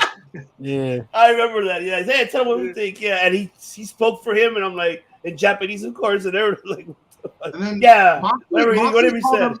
Moxley called Shota Umino a panty dropper. Like, this guy's a real panty dropper right here. I'm like, what? Man, hey, but shout out to him. He's getting his shot too, man. I'm fucking happy for him. So I love it though, man. So Meta. I know you're a heel. So choose your heels. You already know. I honestly don't know. I don't know. I feel like Eddie is just trying to do whatever he can just to get that one from Jericho. So I don't know. I don't know if he's gonna finally bring the gasoline. He's bringing the gasoline. And that shit's expensive. He should give it to me. Stop. Don't play. Right? I actually need to pump gas tonight. So, but I don't know. I don't know if Jericho is gonna continue to get his wins over Eddie. But if I had to pick, I'm gonna go with Eddie on this one. Oh, that's right. Eddie. I'm gonna go with Eddie on this one. Yes. Even though Sammy's crazy, but no, I'm gonna go with Eddie. I think he's just crazier. It's just the other side is, yeah, Eddie's. Okay. Yeah. Oh yeah. I'm with you. All right. De Niro. It's funny because in this matchup, even though you have a legend like Minoru Suzuki in there and you have Shota in there, I don't think the New Japan stars are going to play much of a factor in this matchup. I think that in the ending of this matchup, either Sammy pins Yuta or Jericho pins Kingston. Is there an echo? There's always an echo. All right, yeah, because I was hearing an echo. But all right, I think that either Jericho pins Kingston or Sammy pins Yuta just to have that one final build for Blood and Guts a couple days later, and then you could have Kingston and the whatever. What are they calling the whole team? Is it all the Blackpool Combat Club, or is it just? No, honestly, there's nothing. Just pretty much look. Just names. So all right, so I guess that the way I'm looking at this is going to be like the final build towards Blood and Guts. So you have like Jericho get the win over Kingston or Yuta, just so Kingston's team is going to get the win at Blood and Guts. So I don't really see like Minoru Suzuki and Shota playing part of the finish.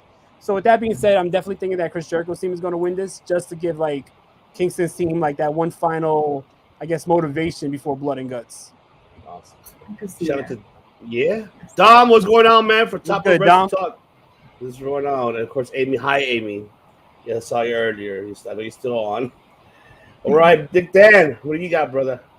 Well, first I want to give a shout out to Rev Pro for letting Shota Umino do this match, because technically he's on excursion in Rev Pro in England right now. So he faced Jay Lethal. It was Shota Umino versus Jay Lethal, and that's available for you online.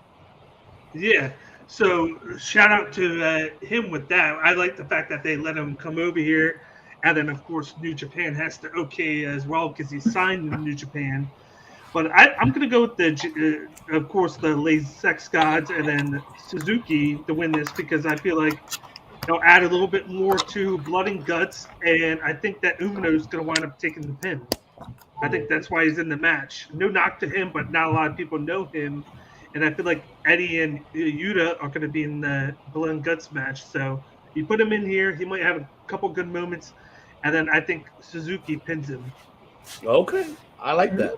All right. Matt Callis. So Chris Jericho's team has two former champions in it. Of course, Chris Jericho, all of his championships. We know the story. We love him. But Minoru Suzuki, for those who don't know him, he's defeated Ken Shamrock in a shoot match. Back in Japan. And in addition to that, Minoru Suzuki is also a former Pro Wrestling Noah World Champion, which was like the second biggest championship from the second biggest company in Japan. So he was a big deal, and many times never open weight and Intercontinental Champion in New Japan. He almost no-sells. He no-sells almost everything. He's a nightmare to face. Like, Shota Umino and Wheeler Yuta got some cojones to be facing Minoru Suzuki, to be in a same match with Minoru Suzuki. Los cojones, eh? You feeling, bato? All right. Abre los ojos. I'm opening my eyes to it.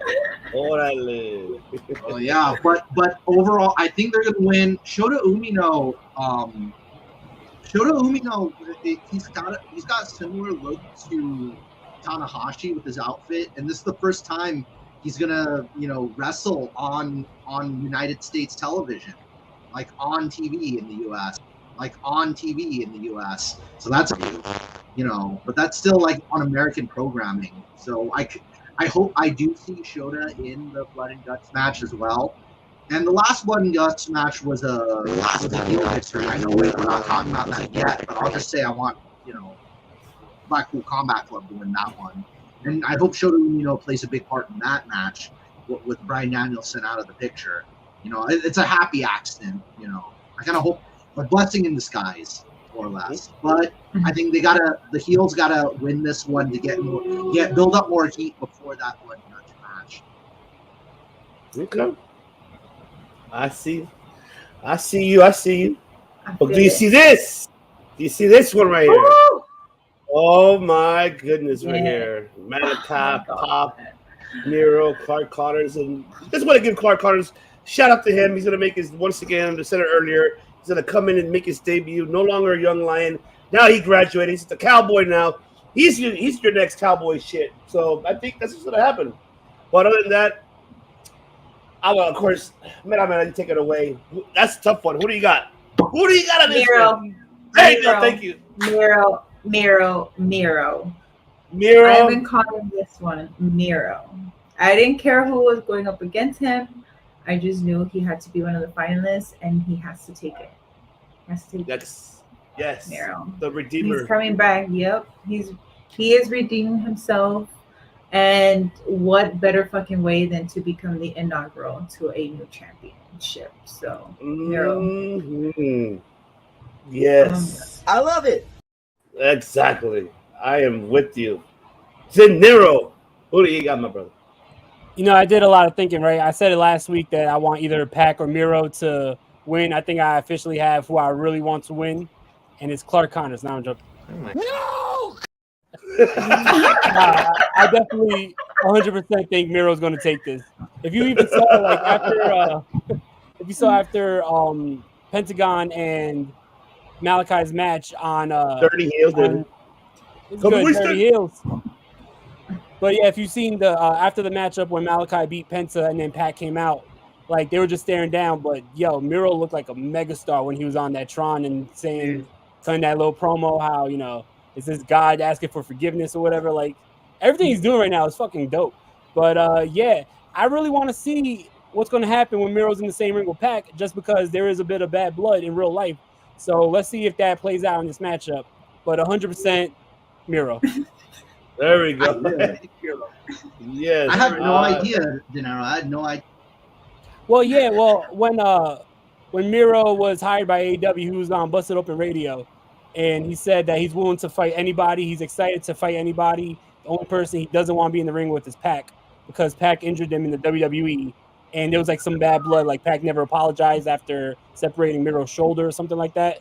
So he said, "I'll never step in the ring with Pac." Now that they're stepping in the ring with each other, it's going to be interesting. They might work it into a shoot. Maybe Miro's shoulder might get kayfabe separated, and then they're going to do a little rivalry off that. Just to build up to the match, I'm surprised that there wasn't any mention that there was like actual bad blood between them. I thought that would add a little bit more intrigue between them, but maybe they didn't want to go that route just to not overshadow who else is in the match. That makes sense. Yeah, that makes sense. Well, go ahead, McAllis. What do you got? Miro's already had his championship. I wouldn't mind him winning. I'd be okay with it. Clark Connors needs to find another gimmick. Please. We got too many cowboys. He's a cowboy, baby. Mama, don't let your babies grow up to be cowboys. I remember even Devin said it. Yes, I remember that too. But Clark Street. I'm actually gonna put it between Pac and Malachi Black, because since coming to AEW, neither of them have held a championship. So, and Pac's been with AEW since day one. So, there's anybody who deserves a belt. The former Dragon Gate champion Pac deserves it. And this is going to be kind of fun because this is the first time I think both Pac and Shingo Takagi have been on the same pay-per-view since Dragon Gate. So you guys, watch on any platform you can find it on. Pac versus Shingo Takagi in Dragon Gate. They had so many classic matches against each other, and Ricochet as well. So it was like Ricochet, Pac, and Shingo Takagi in Dragon Gate. All three of them mixing up. Isn't that where Shingo fought Walter at? Or was that a Walter, aka Gunther? Gunther. It might have happened. It might have happened back then too.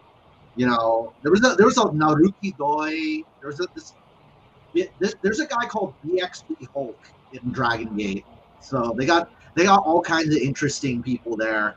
It's a fun promotion, but I I think I'll put majority of my powers towards Pac winning because he's been there since day one. I'm gonna say about maybe 74.8%. I want him to win.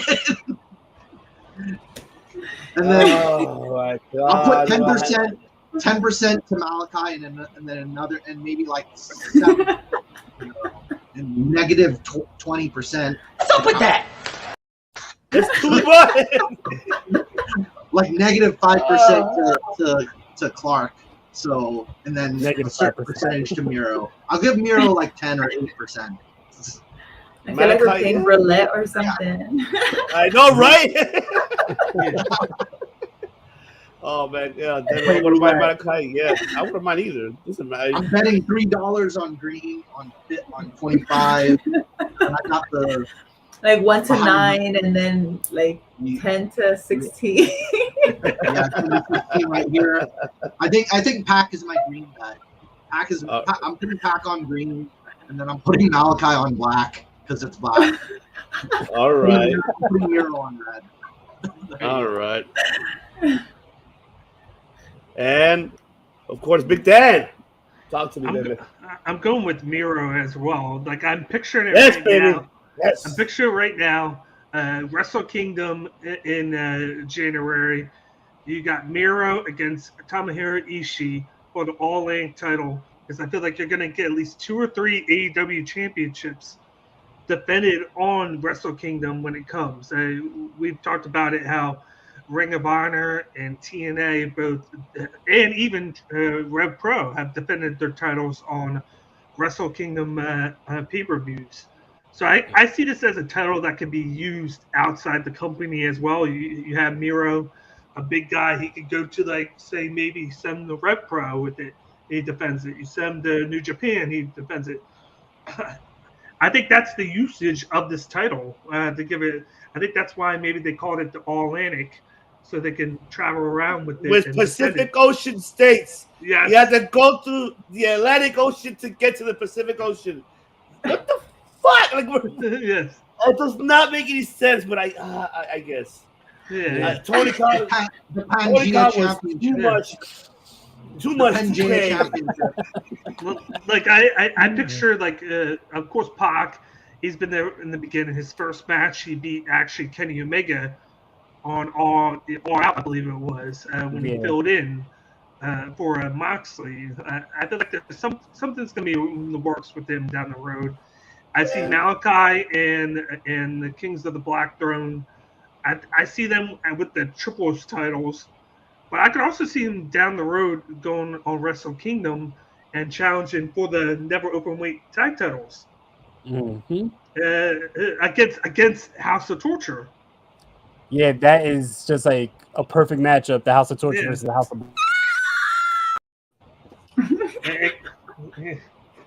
This is why I love you, man. You just did fantasy booking for me. Oh, Jesus. The Lord, damn it, make it happen. Yeah. So you got Miro coming. It just came back.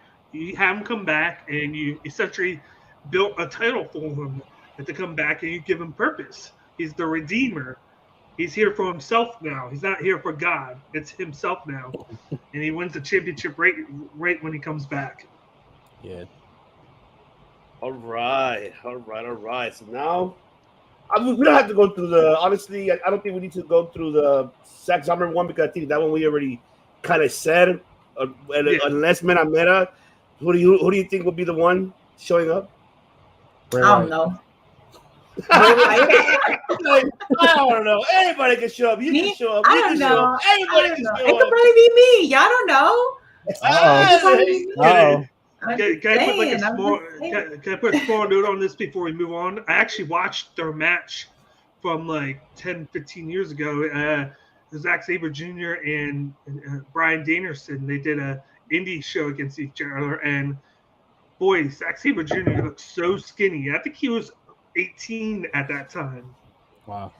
But it was a really good match in itself. So it makes me like sad that we're not going to get to see it.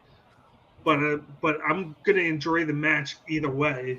I think we'll definitely have that match once Bryan Danielson comes back. I think they're definitely going to book that. Because they wouldn't have even mentioned it if it wasn't maybe in New Japan. Because I don't think that it would have even been mentioned this week on AEW Dynamite if they didn't plan on doing it in the future. I will be pissed off and he fucking trolls us and then he comes out with himself. I will be pissed. If Bryan Danielson does that, I will. The first and second best wrestler in the world. If he comes out as Daniel Bryan, I mean, technically that's another name, right? That is. Yeah. I will be. Son of a bitch. Would be that way. I'm like, you got us. Like, you literally got us. Like, he literally trolled us. Like, what about he comes back as the Ring of Honor, the actual American with the fucking yes, with the cape. Imagine him bust asshole. Because if you remember when he first debuted as the American Dragon, like in like '99, he even had like the actual mask of a dragon and shit. Yes, he did. Yeah, yes, he did. Okay, I swear I'll be fucking pissed if that's. Oh my god, but we'll find it out. All right, now we're almost there to the top of the line. So, title match. I know. Thunder Rosa defending the AEW Women's Championship versus Toni Storm. You know who I'm going with. I'm going, of course, with Thunder, but I'm going now. Mera.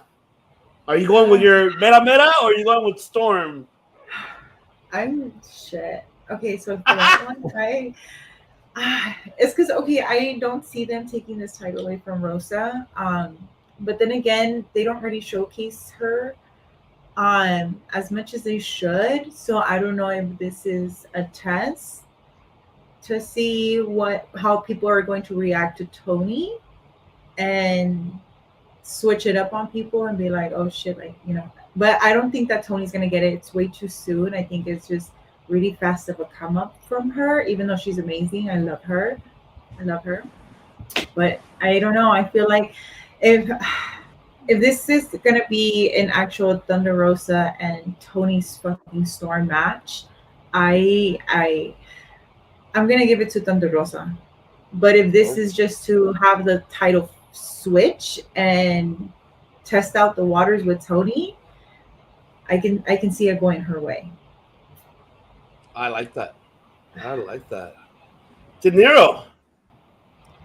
I don't know. This one's a little weird because this is a matchup that I thought they would have built up towards more than what they have. That's why I was hoping it wasn't on the pay-per-view and it was like maybe in a couple weeks or maybe at the next pay-per-view, because I feel like this could have been a match that you really build up towards, especially like because right now it still feels a little soon for Toni Storm, and it also feels soon to take that title off of Thunder Rosa.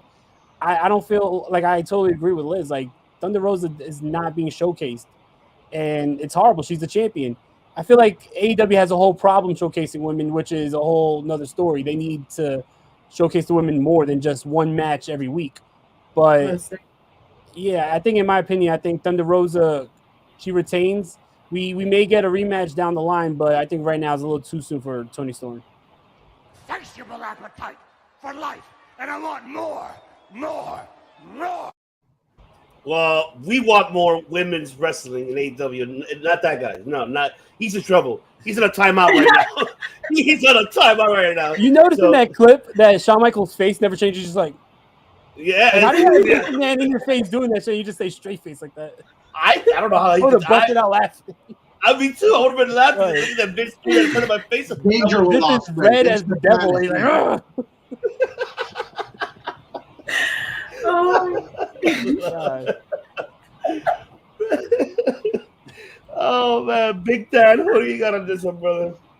I feel bad for Thunder Rosa because I'm a really big fan of her. Watched her in NWA and now watching her now. I've had the chance to talk to her like in an interview a couple years ago, which was nice.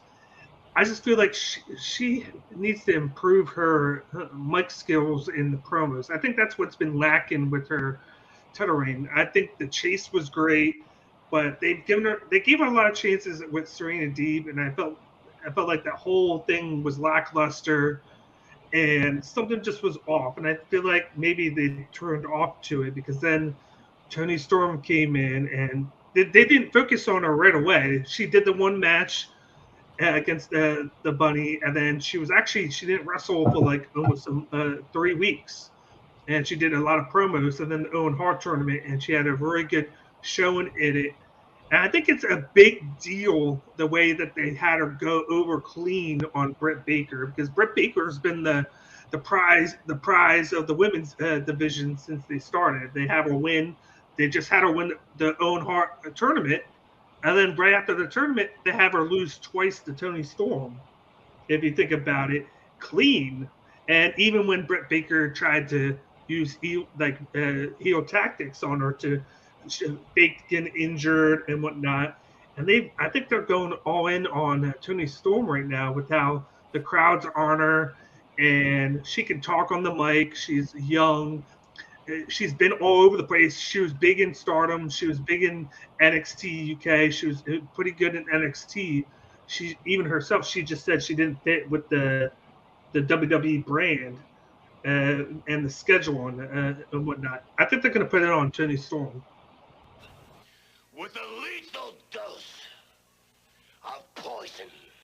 Oh, you had your poison, all right, bro. You think that was your poison? Because if you think about it, the first time you hold the belt, it might never be the best. Like Randy Orton held the title, and they took him off of him because of his personality, and he just wasn't ready for it. I'm not saying Rose is not ready for it, but maybe she can learn from this, rebuild herself, get more time on the mic, improve in the back, and then the next time she gets it, because she's going to get it again, she'll be a lot better. For me, you know what, especially what Clark said, I get it. There's no story because they don't give her a story. That's the problem. Tony Khan does not give her a story. They don't give the women time. Build the story. Build it. That's what we need to see, is to build the story. Then, okay, tell me if I'm wrong. Okay, you build her to win the title, but why can't you build her now as a champion? Yeah, you showed that you're capable of building a story with her. Yeah. So I don't think they tried. Many of them you could do. I felt like they tried to. I felt like they tried to with Serena Deeb. I just didn't feel it from Thunder Rosa's side. Whereas Deeb, you knew why she was there. Yeah, I just didn't feel like when Dustin Rhodes talking for her, and it was like, why? Yeah. You know what's insane though? That they built so much around the TBS champion Jade Cargill, but yet she is not even on this card. Over Thunder Rosa being the AEW Women's Champion, not building shit around her, and then just being like, well, bam, we're going to give you guys a good match to women that y'all want to see. But yet all the hype, everything, all the focus is just around Miss Jade Cargill. I would have put Jade Cargill versus Athena on the show instead. Athena, exactly. That was both matches, maybe, just because it's an AEW title. But I mean, can I go or? Go for it. Yeah. There's a difference who I think will win versus who I want to win. Once again, I keep bringing that up. I think just because Thunder Rosa will win it if they go by predictable patterns in AEW. If they have long title reigns, like if women continue to have if the top championship is always a long title reign, then I think Thunder Rosa will win. But if she loses and Toni Storm wins, that will kind of just show that the title reigns aren't too predictable. And I think that would be a good thing, just for the title itself. Because I don't like it when it's too predictable. It's like, oh, the champion always has to hold it for at least 4 or 5 defenses at a pay-per-view. Yeah, so I'm like, oh, okay, by that mathematics, then, I've got nothing to be surprised about with this match. Word life. Yeah, exactly. Sorry, he said mathematics, talking about it. It just comes to my mind so very quick. Yeah. So I'm gonna do percentage again. Oh my god. Oh my god. No, but Scotty Steiner over here. 29.8. 29.3.3.5 minus -2. I've noticed with the women's titles, there hasn't been any ex-WWE people holding the women's championships. That is true though. Riho, Nyla Rose, Hikaru Shida, Britt Baker. You know, and those never were in WWE ever. And Thunder Rosa has 5. Thunder Rosa never in WWE. Never. Good valid point. Yeah. I that. And I'm wondering if there's like an anti-WWE women thing. I don't know. It's like, oh, we don't want any women to be with ex-WWE women to hold the title. Then don't hire them. Yeah, exactly. I'm like, what's because going on? once they sign, the way I see it is because I see a lot of people saying, oh, ex-WWE this, ex-WWE that. If they sign their name to an AEW contract and fuck where they've been, they are an AEW talent. Don't sign them if you are going to discriminate against them. Who's the oldest ex-WWE one? Ruby Soho? She never won though. She didn't win a title. No, I'm saying who's the only other longest tenure? Tony Storm was in NXT, right? Yeah. Tony Storm. Well, I'm saying who's the longest tenured ex-WWE women's wrestler right now in the AEW? Isn't it Ruby Soho? Probably, yeah. So Yeah. I believe so. She hasn't won a Ruby title Soho yet. hasn't been getting much love. Yeah. No, you're right. Yeah. Well, technically on the women's roster, it would be Vicky Guerrero. So. There you go. They were getting technical. Excuse me. I can't even do it. There you go. Like we can't discredit Vicky. No. I want Tony to win, but you know, I'm pretty sure Thunder's gonna take it just because if they're gonna be predictable, it's gonna be Thunder. If they don't want to be predictable and give the fans what they want, Tony, give me what I want. Give me what I want. I see the storylines right after this with Tony Storm and Jamie Hayter again because I feel like that they could go again. And then you got Britt Baker again. Jamie Hayter as a result. Yeah. Okay. I love it. I do. I really do love it. Now, okay. Before I get into these last 2 matches, because we want to here's the biggest question to promoters, right? What title will be the main event? That's the biggest one that I think we're all gonna be when we watch it. Who's gonna close the show? That's the biggest one. Who is it gonna be? Is it gonna be New Japan's IWG World Heavyweight Championship or the Interim AEW World Championship? That's the biggest one. Who's gonna close it out? That's the toughest one. I have my opinion. I think that, in my opinion, I think what should close it out would be the IWGP Championship match, just because you're going to pack in so much more action in that 4-way. And also with, Tanahashi is kind of up there in age. He's not the Tanahashi of like 10 years ago. So I don't foresee him and Moxley going on for too long. But I think that they're probably going to end it with Tanahashi and Moxley just because they had that like very awkward 10-minute stare down at the end of Dynamite. Oh my God. So I forgot to mention about that. Like, really, what the fuck were they doing? They're just staring at each other. So many times John Moxley looked like this is awkward and Tanahashi's trying not to laugh. So it was like I noticed that too. And they had chaos outside and they're just standing there like, oh, nothing's happening right now. Yeah, like they didn't notice it, right? Yeah. Oh my God. But I think that Tanahashi's probably gonna Tanahashi and Moxley's probably gonna end the show. Okay. Well, what do you think, Liz? You feel the same? I think the same because I don't think that they would put in the inaugural championship for this particular championship as a main event. So I personally think Moxley is going to main event. Okay. This is like he said, this is his world. That's right. So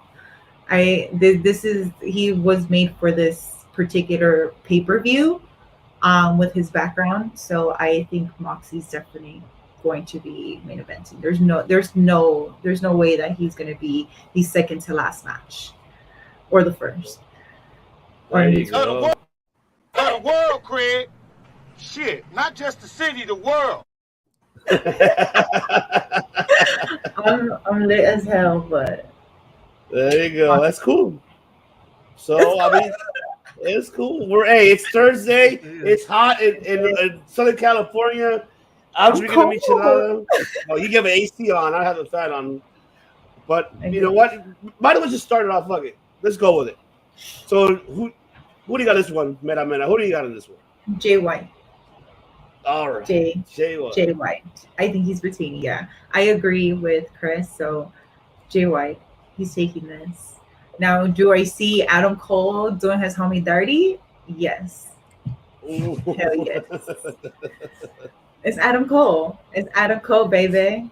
So I think he is going to try to slip himself in there so that way he can get a one-on-one match. But I think Jay White's going to take it. Awesome. Love it. All right. Sid Nero. I agree. I think Jay White is going to win this. To be honest, I think it's a little weird that you have a four-way for this match because you also have a four-way for the All-Atlantic Championship. And I mean, not hating on it because both matches are going to be barn burners. Really cool to see Okada. I just think that it sucked that you have the biggest name in New Japan finally revealed to be on the show just like a couple days before the show. Like that should have been something you built up to. But this matchup is definitely going to deliver. I just don't think that Jay White, right?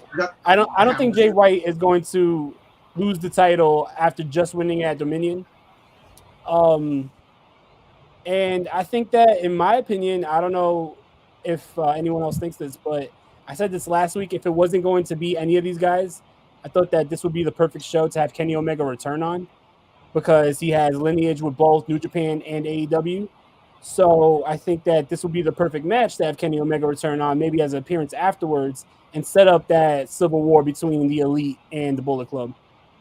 Yeah. If Kenny Omega returns, I will poop myself. I swear. I swear. Like, I would Ned Flanders the shit out of that barbecue. Oh, yeah. I'm going to transform back into Matt Callis if that happens. I might never leave Chicago. You're probably stay in Chicago. Back in Winnipeg. Yes. And also, like, I just think it would be also cool to finally see Kenny Omega and Okada maybe like at least have like a stare down for like the first time in like many years after their classic rivalry. Yes. Well, how long has it been? What, 2017, right? Or was it? I believe it was 2017 or 2018. Yeah. Yes, that was the Dominion. Because didn't he take the belt and then he held it until he dropped it to Tanahashi and Wrestle Kingdom? And then that was 2019, later that year, AEW. Yeah. So, yeah. All right. Big Dan, talk to me, baby. I feel like this could be the last match because what you just said, because Kenny Omega could come back. The only thing bigger than crowning the champion is if your biggest and most popular wrestler, which is Kenny Omega, makes his sudden return, which would be 8 months later. You've been without him for almost a year, which is crazy to think. But what better way to have him return than to come back and confront the champion? I know Jay White has been talking shit on him in the promos, which has been great. But then you bring up a great point. Some of his best matches are against Okada, and all three of them, I think 3 or 4 of them that he's had for the title. Like he lost the first 2, I believe, and then he won the last one.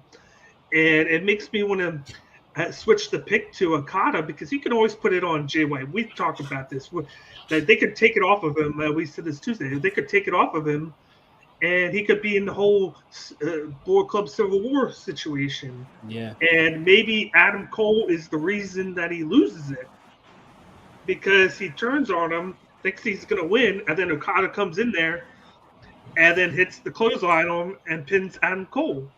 You know, I'll also say this. Like, I think this matchup is set up perfectly for Kenny Omega to return because he has, like, some type of either history with or beef with all 4 men in this matchup. Yes. Like, his greatest rival was Okada. He had feuded with Jay White, who is now the leader of Bullet Club, his former role. He is in the Elite with Adam Cole, and we all know that that's going to lead to a civil war between the Undisputed Era and the Elite. And then he has the partnership with Hangman Page that fell apart. So you could have Okada win, and then Kenny Omega comes walking down and confronts him. I just thought of something too. Yeah. What if Kenny Omega is the mystery man against Zack Sabre Jr.? What? Wait. Look, I'll tell you this. Wait. I just thought of it too because he's got a lot of respect. Brian Danielson does have a lot of respect for Kenny. So, Brian Danielson said in an interview after their matchup, they had that in in New York. Brian Danielson said that that's probably one of my favorite matches of all time, and then he did say it was a technical classic, and then he said that it's going to be one of the most best technical matches of all time with him versus or whoever the mystery man is versus Zack Sabre Jr.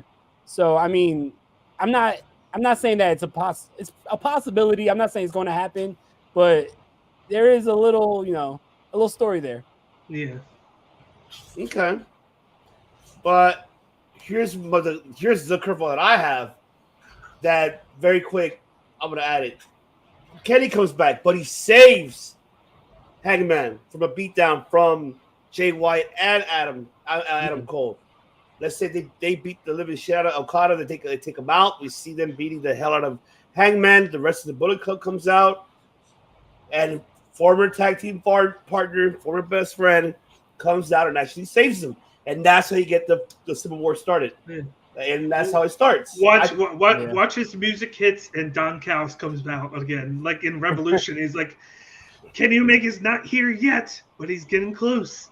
I can already hear JR like, oh, son of a bitch. Yeah. Oh, man. Oh, son of a bitch. What? It's me, Austin. It was me all along, Austin.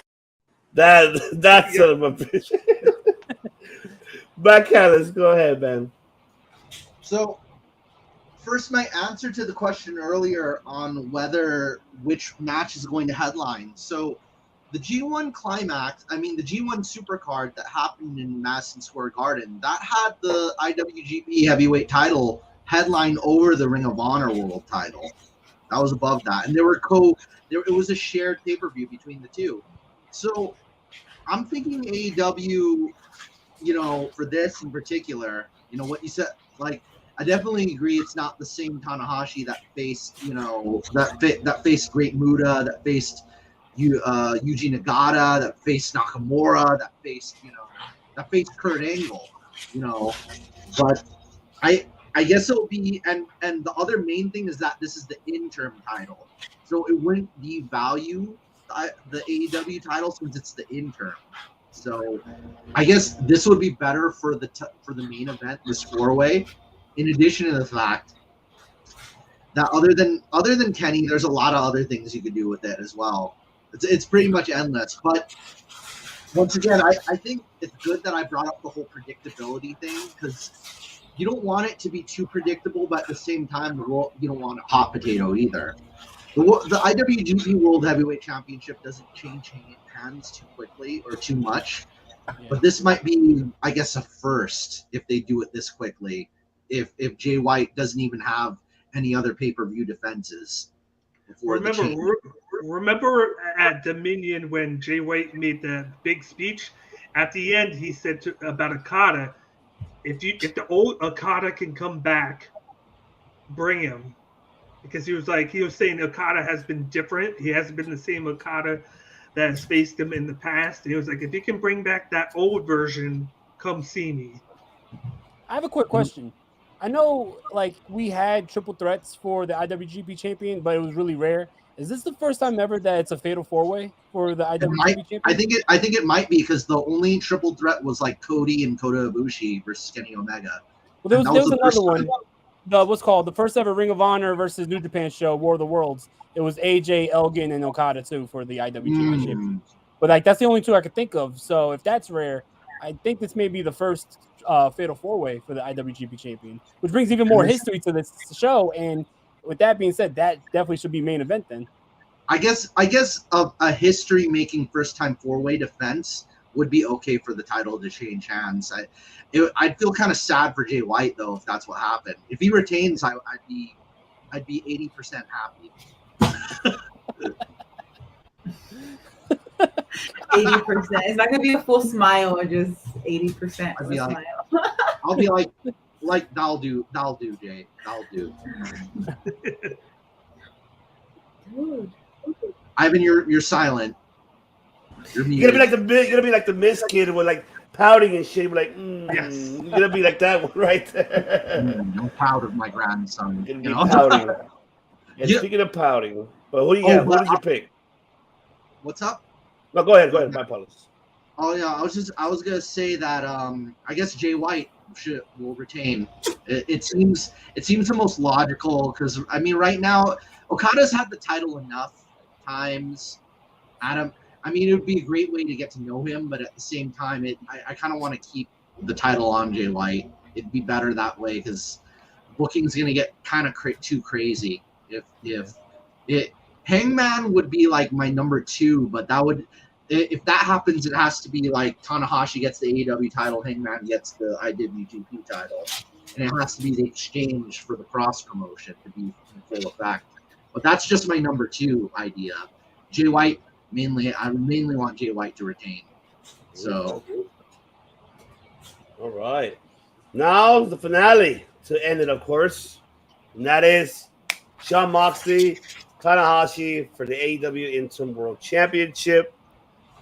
All right. Mera. What do you have on this one? I am a Moxley gal. So, Moxley. All the way. All the way, that's right. Anyone, I don't care who it is, but it's going to be Moxley. That's right. Let's fucking go. That's right. Moxley. We got 2 votes over here, 3 votes over here. Oh. I love it. De Niro, who do you got, brother? This is hard. It depends on what AEW wants to do and what they want to accomplish here with the partnership in New Japan. I think that if they wanted to continue going, I think that, and especially if this ends the show, I think you go with Tanahashi. No. I ain't doing that shit. Exactly.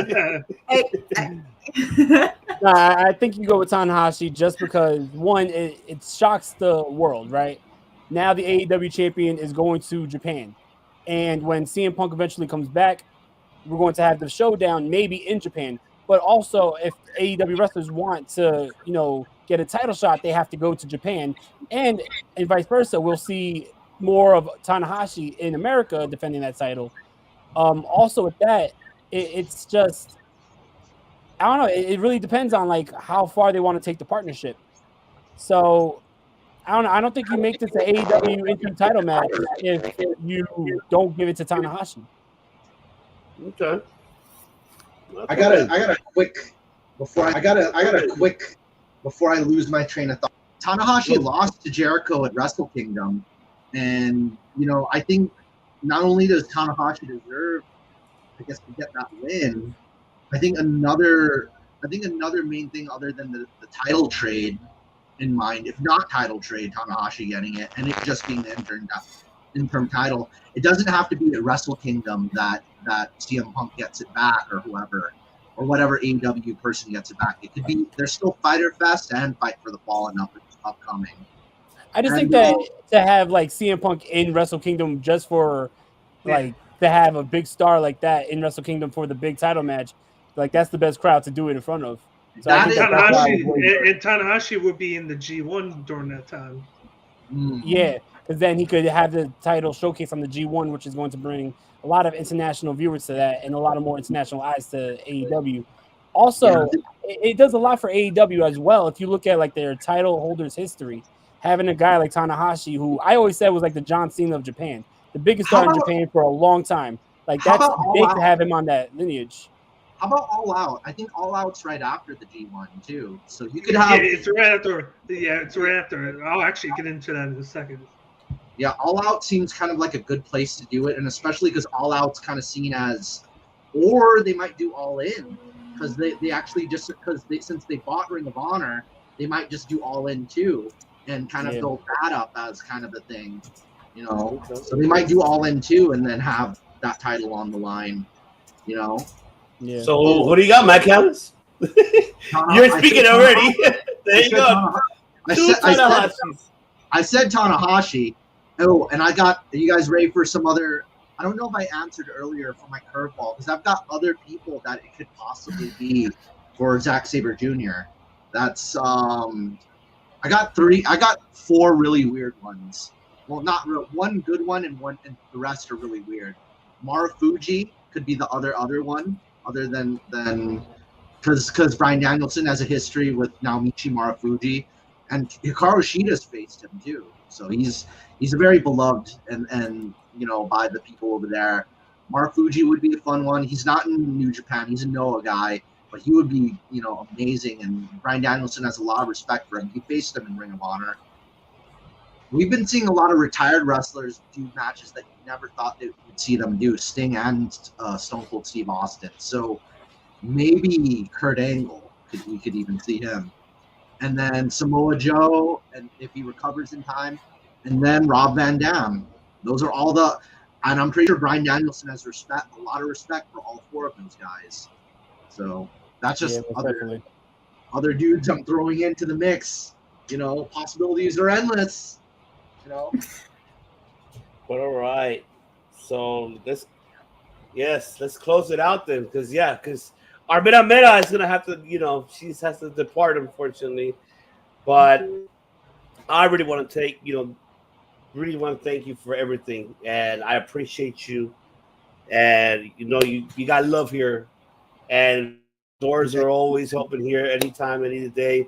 I really wanted to thank you for taking the time, Liz. Thank you so much, and let the people know where can they find Heel.Liz. Well, I just want to say thank you guys for letting me come on and always showing me love. You guys are always amazing and always teaching me new shit. So I'm really, really excited for Forbidden Door, and I'm definitely excited to be screaming like my lungs out if Kenny Omega does return. But aside from that, like BS aside, I'm really happy that I was able to come on. I know I do have to leave early, but life, adulting. But aside from that, you guys can find me at all my social platforms are at Heel.Liz, and you guys can catch me every Sunday at 10 a.m. Pacific Standard Time, 1 p.m. Eastern on All Things Wrestling Podcast. I do have all the links in my bio on my Instagram. And I am also now a representative of Lucha Libre Online. So make sure you guys also give them a follow as well. But thank you guys again, Ivan, and every single one of you guys. Thank you guys for having me and for hearing me rant and smoke and just be litty titties with you guys. So that is right. So we appreciate you and we love you for that. And like I said, the doors are open anytime, and come on in. You already know. You're part of the family. You're family here. So you don't have to, like I said, this is not PG-13, it's TVMA, even though I'm drinking water right now, but yeah. No, you're all good. I do too, because I work tomorrow. There you go. All right. Well, I appreciate you very much. Thank you guys. Have a good night. Take care. Have a good one. Thanks for joining. All right. So, Liz, I appreciate you once again. What's going on Underground Temple, man? Catch him on his YouTube channel, man. Yeah, he has really good stuff with Lucha Underground. Love it, man. I've been seeing it, and I'm loving what you do, brother. Good phenomenal stuff. It's not over yet, Devin. We got to get Dan's. Give me what I want. Oh, you see? I got to give Dan. Give me what I want. And we're going to give it to him. So, Big Dan, the floor is yours, my brother. There's a lot to say about this because, of course, Moxley is just going in here because CM Punk got hurt. So I'm going with Tanahashi. There's a lot to it. Moxley's filling in. He's doing this blood and guts and this thing with the JAS. So I feel like it doesn't align that well with him winning the belt. But then you have Tanahashi who can come in here. He was supposed to face CM Punk before the injury. And they've talked about, like CM Punk talked about, hey, I'm not going to get to wrestle you, but maybe we'll be able to wrestle you down the line. And I've said that Wrestle Kingdom would be a perfect place because they said it. But what if they come on, you get CM Punk on commentary because they're going to be in Chicago. You have him win the belt over Moxley. CM Punk comes from the thing, confronts him, and then you have Tanahashi go down and he's in the G1. How much promotion is that? That's a lot of promotion in the G1 when carrying the belt. And he gets done 2 weeks before All Out, which is going to be in Chicago as well. You have CM Punk versus Tanahashi in All Out. You have CM Punk wins the belt again and turns heel. He low blows Tanahashi and Goto sleeps him, picks up the victory, and it creates that chance for Tanahashi to try and go get revenge on him at Wrestle Kingdom in Tokyo.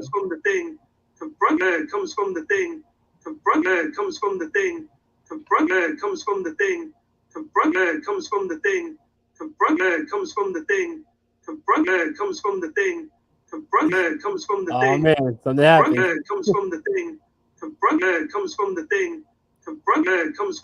I don't hear Matt, and I just hear the echo.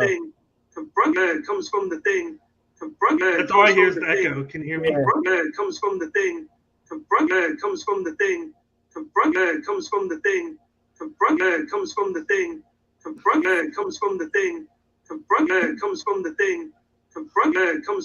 I can't hear you, Matt. We can't hear you. We just hear the echo.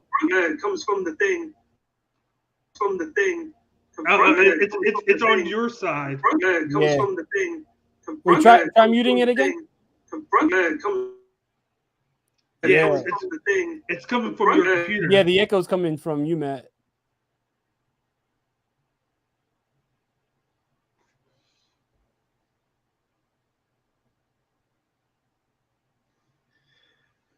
But I don't know if you heard, but like I was saying, he could get revenge after losing to Punk, and then they could have a rematch at Wrestle Kingdom. Yeah, because I know Tanahashi was the one who originally brought that idea up. Yeah, that he wants CM Punk, but he wants him in Japan at Wrestle Kingdom. Now I have a question.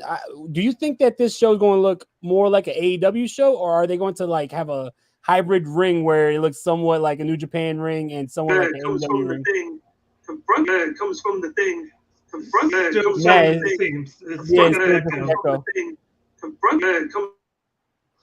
Yeah, I think it's going to be AEW look. I think they're going to have him come here. I think AEW is the one who came up with the idea. That's why they're in the States. But it's definitely going to be really good to see all this. And I'm hoping that's what happens, because I thought he was going to be hurt for a while. But CM Punk, actually, it's only like a 6-week thing. That's why they hold the belt on him and then doing the interim title. Yeah. And like I said, it creates more of a storyline with that. And then you could push it down the road when he turns heel on Tanahashi at All Out. Yeah, I see what Matt wrote. I think that it would be dope if the ring looked kind of like a joint ring like G1 Supercard did with Ring of Honor. Yeah. Like they made it like half like a New Japan ring, half a Ring of Honor ring. That'd be cool, because if it's just, it's supposed to be a co-promoted show, so it should look somewhat like both companies coming together. Yeah. If it's just like an AEW show, this is just AEW with New Japan guys on it. I would like if it looked like a New Japan show as well. But I mean, I think this show is going to be really interesting. It just depends on how they want to book it, because I feel like there's a lot of similarities between AEW and New Japan, but there's big differences in the booking philosophy. So I wonder, like, who's really going to book the show? Is it joint promoting, or is it like all up to Tony Khan, but he has to get like the okay from the New Japan officials? Yeah. Yeah, and we got to remember, AEW is only 3 years old, so they're going to make all these mistakes, whereas New Japan has been around for like 50 years. Like so long. They have a structure. They know what they've done already. They've been through this, so they're like a well-oiled machine now, and AEW just has to grow and learn from the mistakes that they made. And I think that's part of the package in showcasing these New Japan stars, along with the New Japan style. Well, they have certain things that they can't do. It also didn't help that, like with Okada, the fact that he wasn't sure if he was going to do the event. He was unsure he was going to do the event because of the baby being born in August, and it was They literally just got done their last taping yesterday, and then they're off until July 3rd. So Yeah. I think they focus a lot of that on the pre-show with a lot of packages for them. But Ivan, like you went away. I feel like Tanahashi's going to win. Punk's going to be on commentary. He's going to go through the G1 as the champion. They're going to schedule Punk versus Tanahashi at All Out, and Punk will win it by low blowing him and do the go to sleep, turn heel, and then it'll set up a rematch at Wrestle Kingdom.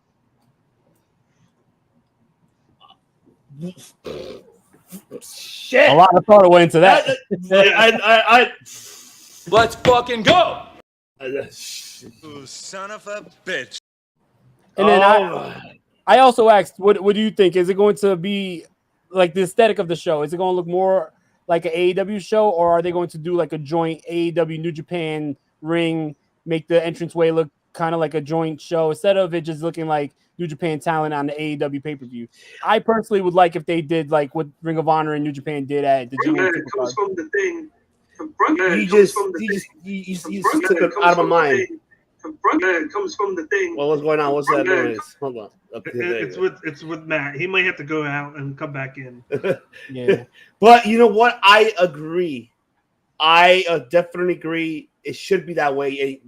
That's why great minds think alike. That's why I love you both. Mm-hmm.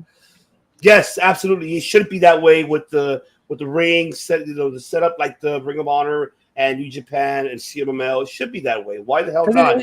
It's two companies coming together to co-promote. It's not AEW promoting a pay-per-view with New Japan talent. So let's make it look like this is a New Japan show in the United States as well. And we got Underground Temple saying, could we talk about Naito not booked on for the show and the match I suggested above? Could have booked Naito and Trios actually. Yeah, but Andrade can't wrestle, and I think Rush and the Lucha Bros can't do it either. It comes from the thing. It's still the echo. It's still the echo. Yeah. But I think they might have had something with all of them, and it got scrapped because of the whole issue. And instead of having Naito just do a random match, because he's a big component of New Japan, being the leader of LIJ, maybe they just scrapped the idea and didn't waste if they weren't going to be able to showcase them at all. I'm surprised that there's no battle royal on this show to like showcase like try to get as much talent from both companies on this show. But you know what? Here's the thing that a lot of people are not happy the fact that because the way how the booking is, everybody's like, we're not having our dream matches. Of course, we're not. And it's unfortunate because of the injuries and everything else. And however, though, we don't know how it's going to deliver when we see it. We do not know as of yet. Like, I'll give you an example. When they did WWE did the Saudi Arabia show, right? They announced these matches out of nowhere, and we're like, the card is going to be horrible, right? But they actually delivered. So, and it was a good show. I'm not going to deny it. The Saudi Arabia show, that Crown Jewel, they did a great job. As much as looking at the card and looking like last-minute matches, there was no story into it because it was like a quick last-minute thing to go to Saudi Arabia, but they delivered. And I feel that maybe AEW and New Japan can do the same thing. And that's why I'm hoping that this Sunday it showcases a lot, and we're hoping that this is not the final time we see them working as a relationship. I hope this is a yearly thing. Yeah, because the fear is if this fails on the buys and everything else, we're not going to see this happening anymore. It's going to be the only time. The only reason why this will fail is because of AEW not promoting these guys and showing them who they are. Like I said, I was showing my friends like some New Japan, and it's like, oh, it's hard to get into New Japan, blah, blah, blah. It's like hard to watch. So then when I was telling them, oh, they're coming to the States, they said, I'm not really excited for the show because I still don't know who these guys are. So with that being said, like it would be AEW's fault for not showing how big these matches are, how big of a deal it is to have Okada on this show, Tanahashi on this show, Will Ospreay, Jay White. If the casual fan does not know. So I think that would be 100% on AEW. And also, I think it's kind of bullshit that AEW hasn't promoted New Japan World. They haven't promoted Bushi Road. They haven't promoted anything for New Japan coming up. I think that's whack. Like, if you are doing a partnership, tell us where we could watch AEW. Yeah. Show us where, because I remember when Ring of Honor was working with AEW, Ring of Honor was saying if you want to see more of New Japan Pro Wrestling, check out New Japan World. They have a big show coming up this Saturday, blah, blah, blah. Like, AEW's not doing none of that. It's like, at least promote your partner. And then to piggyback off that, if you go to New Japan World, they have started showing, like, putting on as content AEW Dynamite, Rampage. You can watch all those episodes on New Japan World in Japan. Like, over here you couldn't, but when you're all the people in Japan, so they can get to know the product just by using the app, the New Japan World app that they have over there. Yeah. They can get to learn some of these, whereas over here, not so much unless you use the app. And you got Underground Temple saying Moxley wins the title, sets up Moxley versus MJF versus Punk at All Out, and MJF wins the title. I think they're going to have to showcase him a little bit more. What I like about the fact that Punk's turning heel and then have him do the whole Tanahashi thing at Wrestle Kingdom, it gives you a lot of time to bring back MJF and then to do that whole face turn with him where they flip sides, because then you have like a heel champion Punk who's with the company, and then you got the guy going against the company in MJF, and he winds up getting to be the good guy and getting the crowd on his side. You get that whole build up there, and then it allows you to build up even more on the other side, Wardlow, because Wardlow has said that he wants to win the belt from CM Punk, and then you would have a good guy Wardlow against a bad guy CM Punk. So it gives you a lot of options there. No, look. I mean, Liz is already.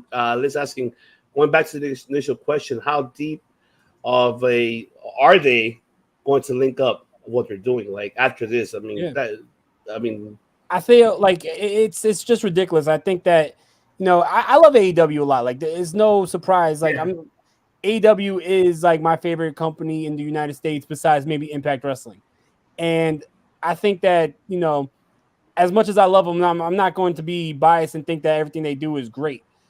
I think that it is, like I said, it's bullshit that you're partnering up with New Japan, and not once have I heard on AEW television how we could, if you're not going to showcase who they are, at least like tell us and show us where we could watch New Japan.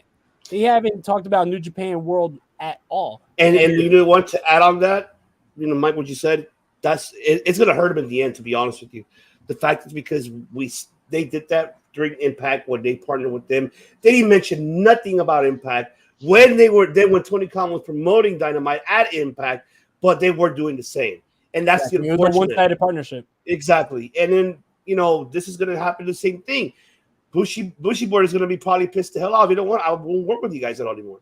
The hell with this. So, but like I said, if this really, really fails, like completely, we will never see this partnership ever again. Yeah. And that's the fear that it'll be a shame because who we can blame it on? We're not blaming it on New Japan because how you mentioned, Dan, they are on their platform, on their website, they're promoting it. They're putting Forbidden Door and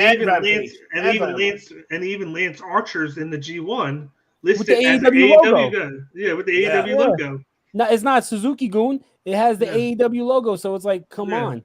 It's the least you could do. Like, that's what I'm saying. I think they're going to learn from it. I think they're going to learn from it. Like I said, 3 years in, I'm a big AEW person, but I know they make a lot of mistakes. It's just this is what you go through this young into having a business like this. You learn stuff, and I bet you that they're learning as they go, which you should learn before that, and then make sure you don't make the mistakes. But they're definitely learning as they go. He definitely needs help, and I think it's going to be a success, a big success. But maybe he's hearing people talk to him. Like I know, not to get away from it, but he talks to Dana White a lot. He gets pointers from him. Maybe he needs to start talking to New Japan, the people there, because I do remember they did like hype up Impact. They did hype up the match, and they did talk about Impact a little bit. They did have Scott D'Amore come on to Dynamite and do commentary along with Don Callis. So they've done that. That was one time when fucking Tony Khan was on every episode of Impact for like 2 months promoting the show and in this heel character talking shit about Impact. Like it was just a weird partnership. I think it was, yeah. I think they were wind up making like moves to improve that. If it's 6 months to a year down the road, to be honest, I expected it because of how young the company is.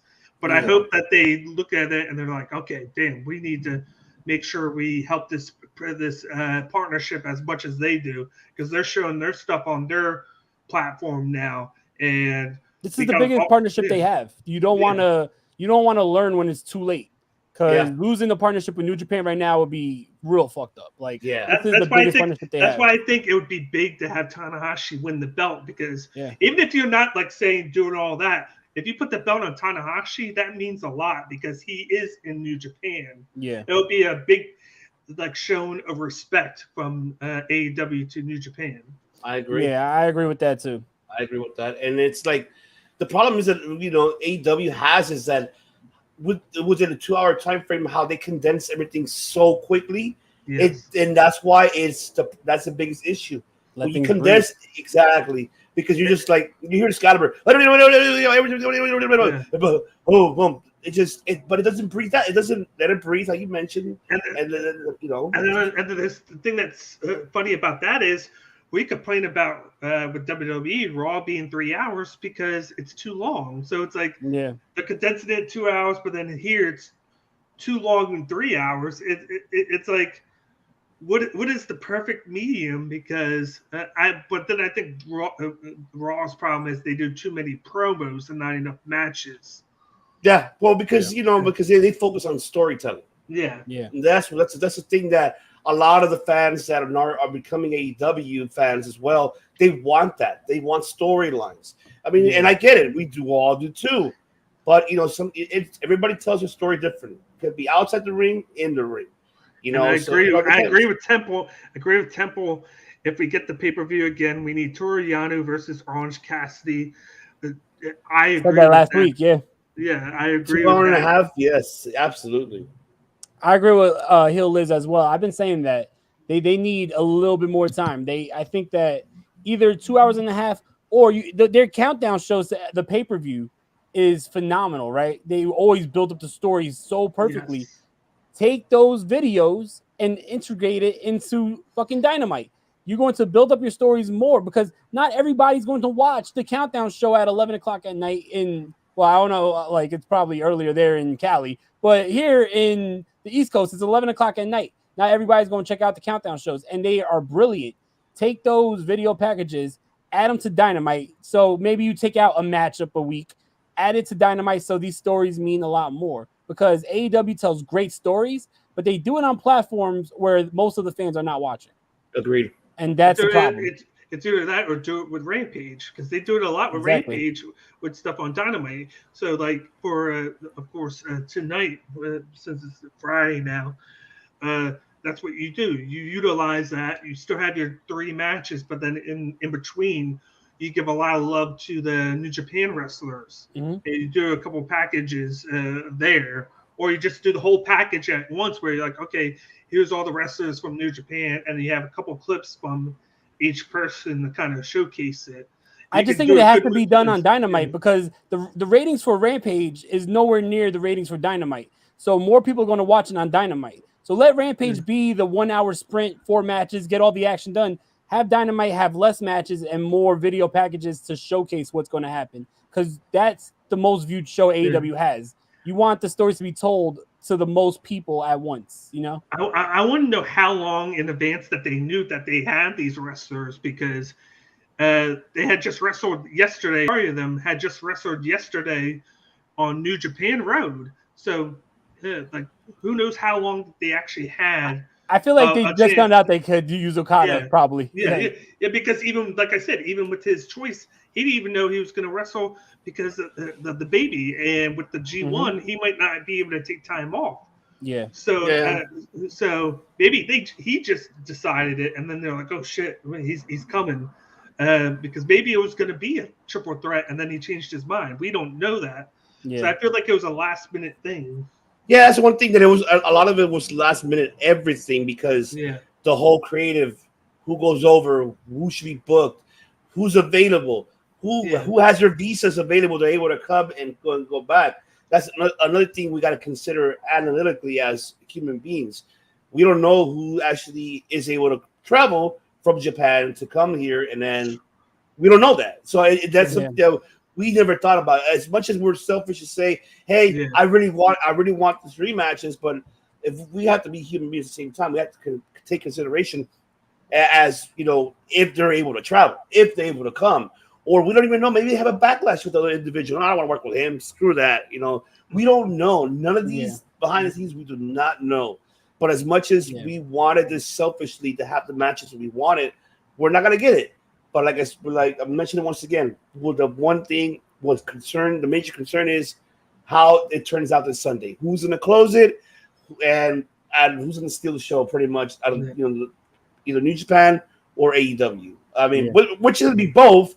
But which match will steal the show? That's the biggest question. Mm-hmm. So I don't know. Gun Club versus the Young Lions. I'm telling you, stealing the show. I love it. I love it. What do you think, Dan? What do you think that's to the show? You're gonna have to use the NDA on that one. Oh shit! No, I think it's going to be the tag match. I think it's going to be FTR, Roppongi Vice, and of course United Empire. That they've had a lot of built-in because they had access to, of course, Rocky Romero and United Empire a lot earlier because they weren't being used a month in advance, and I think it's just allowed for that big storyline that was able to be built.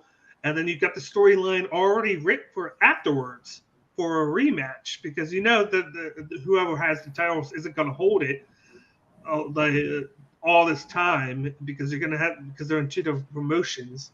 And just like you said before, you got the built-in way of having FTR win, and then you're doing the World Tag League in Japan, where they could be in it. They could be in it because they were the champions. So imagine all the teams that they would face in it for a whole a month or a couple weeks, and then they can drop it right afterwards. Yeah, it'd be perfect. I think that match is definitely going to be one of two matches that are going to steal the show. I think personally, the 4-way for the All Atlantic match is going to be amazing. I think it might be a show stealer too. Yeah, because there's just so much talent in that. Having Miro mixed. Oh, it says like somebody froze there. Yeah, I think it was him. Okay, but it's hard for me to decide who's going to be. I think I'm really looking forward for the Orange Cassidy and Will Ospreay because remind you that and that one too. We don't Underground, even that one. Who's going to be Underground? That's my pick because of the history with Cesaro and Eddie Kingston. What was the promotion that they did that in again? I don't know if it was Shikara or it was Shikara. Yeah, it was Shikara, that right? Yes, because Cesaro was a heel in that, and then Kingston was the face. If you remember, they had great matches in there. It was a 2-year span, and he's very technical. He does a lot of that, and then, like you said, he has the rapport with Bryan Danielson. You're good now. I don't know if you guys heard. I was saying that I think that the All Atlantic match is probably going to see. Yeah. I was just saying the Orange Cassidy and Will Ospreay because we're gonna see Cassidy. I think he might go Shikara style, old school days, like how he began. Fire Ant, yeah. Fire Ant style. He's gonna go that way. And I think he'll deliver great with Ospreay. I think he will. I definitely think he will too. I think he will. I think it will deliver a lot. It's just there's gonna be this is so much. This is a lot because but it's the thing is that there was no storytelling, and I know it gets to everybody. But let's hope Sunday it turns out well, and we can hopefully see a relationship again, and maybe for like how Matt mentioned earlier, on all in, maybe in September, and have them again, and maybe Wrestle Kingdom this time have. I think AEW brought talent to go over there, which I think that's going to happen. Tony Khan has no other option. It's like you own the favor. You can't say no to that. You have to send your talent out there. Your major stars, Bryan Danielson, not your mid-level cards, not like Lance and that you're sending only. It's bullshit. Bryan should be another that they should be sending. And that's usually like a dull time in AEW because that's within the middle of 2 pay-per-views. He had just got done 4 Gear, and then you got a 3 month build until Revolution there. So it worked perfectly for the talent to go over there. Yeah. I agree. Yeah, definitely 100%. So there you go. There you have it, ladies and gentlemen. Now another great 2.5 awesome conversations, man, and a great topics, everybody. Great discussion. And hey, appreciate Underground Temple. I know I apologize I didn't get to your last question, but I mean, let's see, what was it here? Yes, exactly. That's gonna be the sleeper one right there. And let's see what paper. Yes, 5 hours. I know, man. And in regards for what he said about the MLW one, yeah, I know. At least it's crazy how they could work well with each other, but we can't see that with AEW in Japan. I don't know. It's insane. We'll have to wait to see on Sunday how it turns out. I'm looking forward to it, man. I'm hoping you guys are excited. I'm excited for you, Dan, because you're gonna be out there. You're gonna be out there. You're gonna be in attendance, man. And I know all I know is that all day, this is all I'm gonna see on your vlog. That's all I'm gonna see on your vlog all day when you vlog it out. Yeah, when you vlog, don't even talk when you vlog. Just scream like that the whole time. Yeah, there you go. Chicago 2005. Nice. That was the Kingston. And I just want to appreciate Underground Temple for coming in. He's actually the last few weeks that we've been on. He's been a constant in the chat. So thank you so much for tuning in and listening to us. That's the homie crew all the way from the UK. Mm-hmm.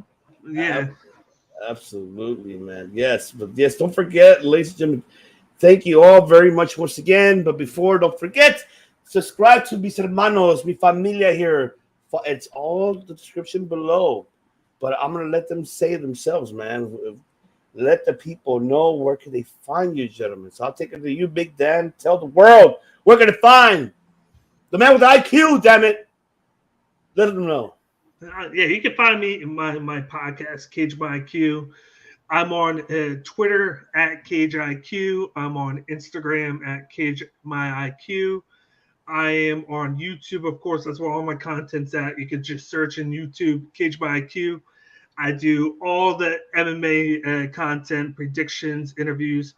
I'm actually interviewing Raquel Pennington on Monday, literally 2 hours after I come back from Chicago. I got that interview with her, so I'm excited about that. That's dope. And then I've been adding in wrestling stuff. I do a lot of wrestling content on the side with you, with my buddy Mo. I put stuff out myself, and I'm gonna try and do the vlog. I'm gonna try and do that there with everything because I'm going to Warrior Wrestling, and then I'm going right from there to Forbidden Door. So I'm gonna try and use my battery wisely on Sunday and get a lot of footage and do a vlog. And because I like how you did it, so I'm gonna try and do it the same way. That's the vlog that you did. That was dope.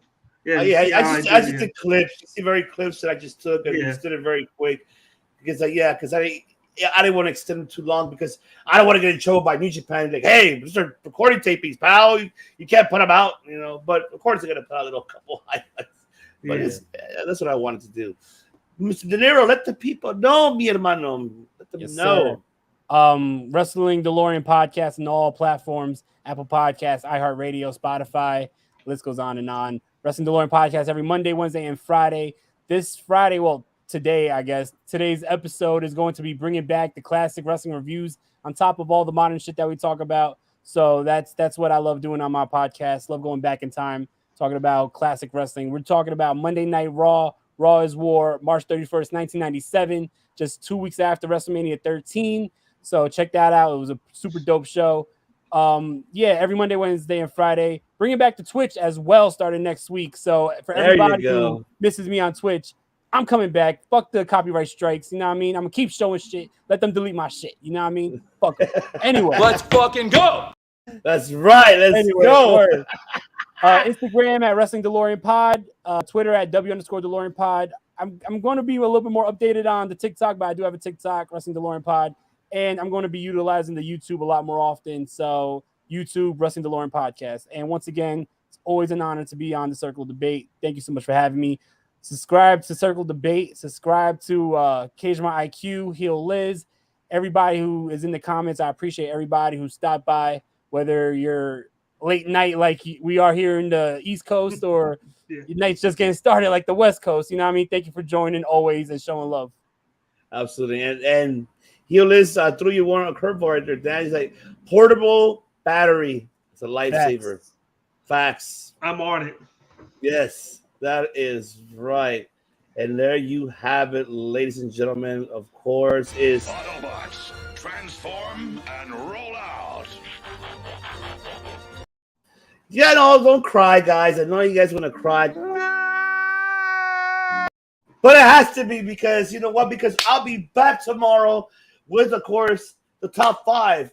And the top 5 for tomorrow is going to be top 5 John Cena moments. Ooh. Remember, June 27th, on my birthday, 2002, John Cena made his debut in WWE.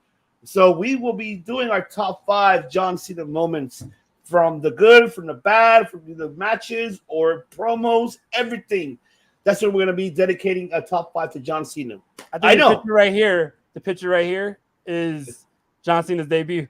There you go. With a little ruthless aggression. Ruthless aggression. I was going to say perfect timing with him appearing on Raw on Monday. Yep. Exactly. Word. And if we're not on the show beforehand, big shout out, happy birthday shout out to Ivan. Enjoy your birthday weekend, man. Thank you so much. And there you go. I appreciate you, brother. Thank you so much for subbing to it, and thanks for tuning in. Oh man, yeah, absolutely, man. But yes, we will be doing that John Cena top 5 moments because I want to see aggression. Yes, and I will be looking for that video. And of course, look, there you go. He's on point. I appreciate you. I appreciate you. I appreciate you too, Underground Temple. Thank you so much for tuning in. But yes, ladies and gentlemen, this is the host of TV's One Ivan C. And of course, with me, Familia, mother host here. Of course, Dan from Cage My IQ, and of course, Mike De Niro from Wrestling Delorean Podcast. I'm going to say it once again to all our audio platform listeners as well. Gracias por el apoyo, por todo. Y gracias por suscribir aquí en Circo de Debate, y también por la gente que nos ha escuchado en Latinoamérica, de El Salvador, de México, de Colombia, de Nicaragua, de Ecuador, que ya sé que nos estamos escuchando, Brasil, even though I don't speak Portuguese, but you guys understand a little bit more Spanish. So, gracias por escuchar y suscribir aquí con nosotros Circo de Debate, y también suscribe a nuestros compadres aquí, nuestros amigos, al Mike De Niro de Wrestling Delorean Podcast, a la Heel.Liz, que es ahora parte de Lucha Libre Online también ella. Suscribe su canal de ella y su canal de podcast de ATW Podcast, y ahora que es parte de Lucha Libre Online. Y también a mi hermano Dan, síguenle a ellos también, a Cage My IQ. Todo esto, información va a estar abajo en la suscripción. Suscriben, no se olviden, y gracias por el apoyo y todo, escuchándonos, y lo que queremos mucho, y gracias por todo lo que han hecho ustedes.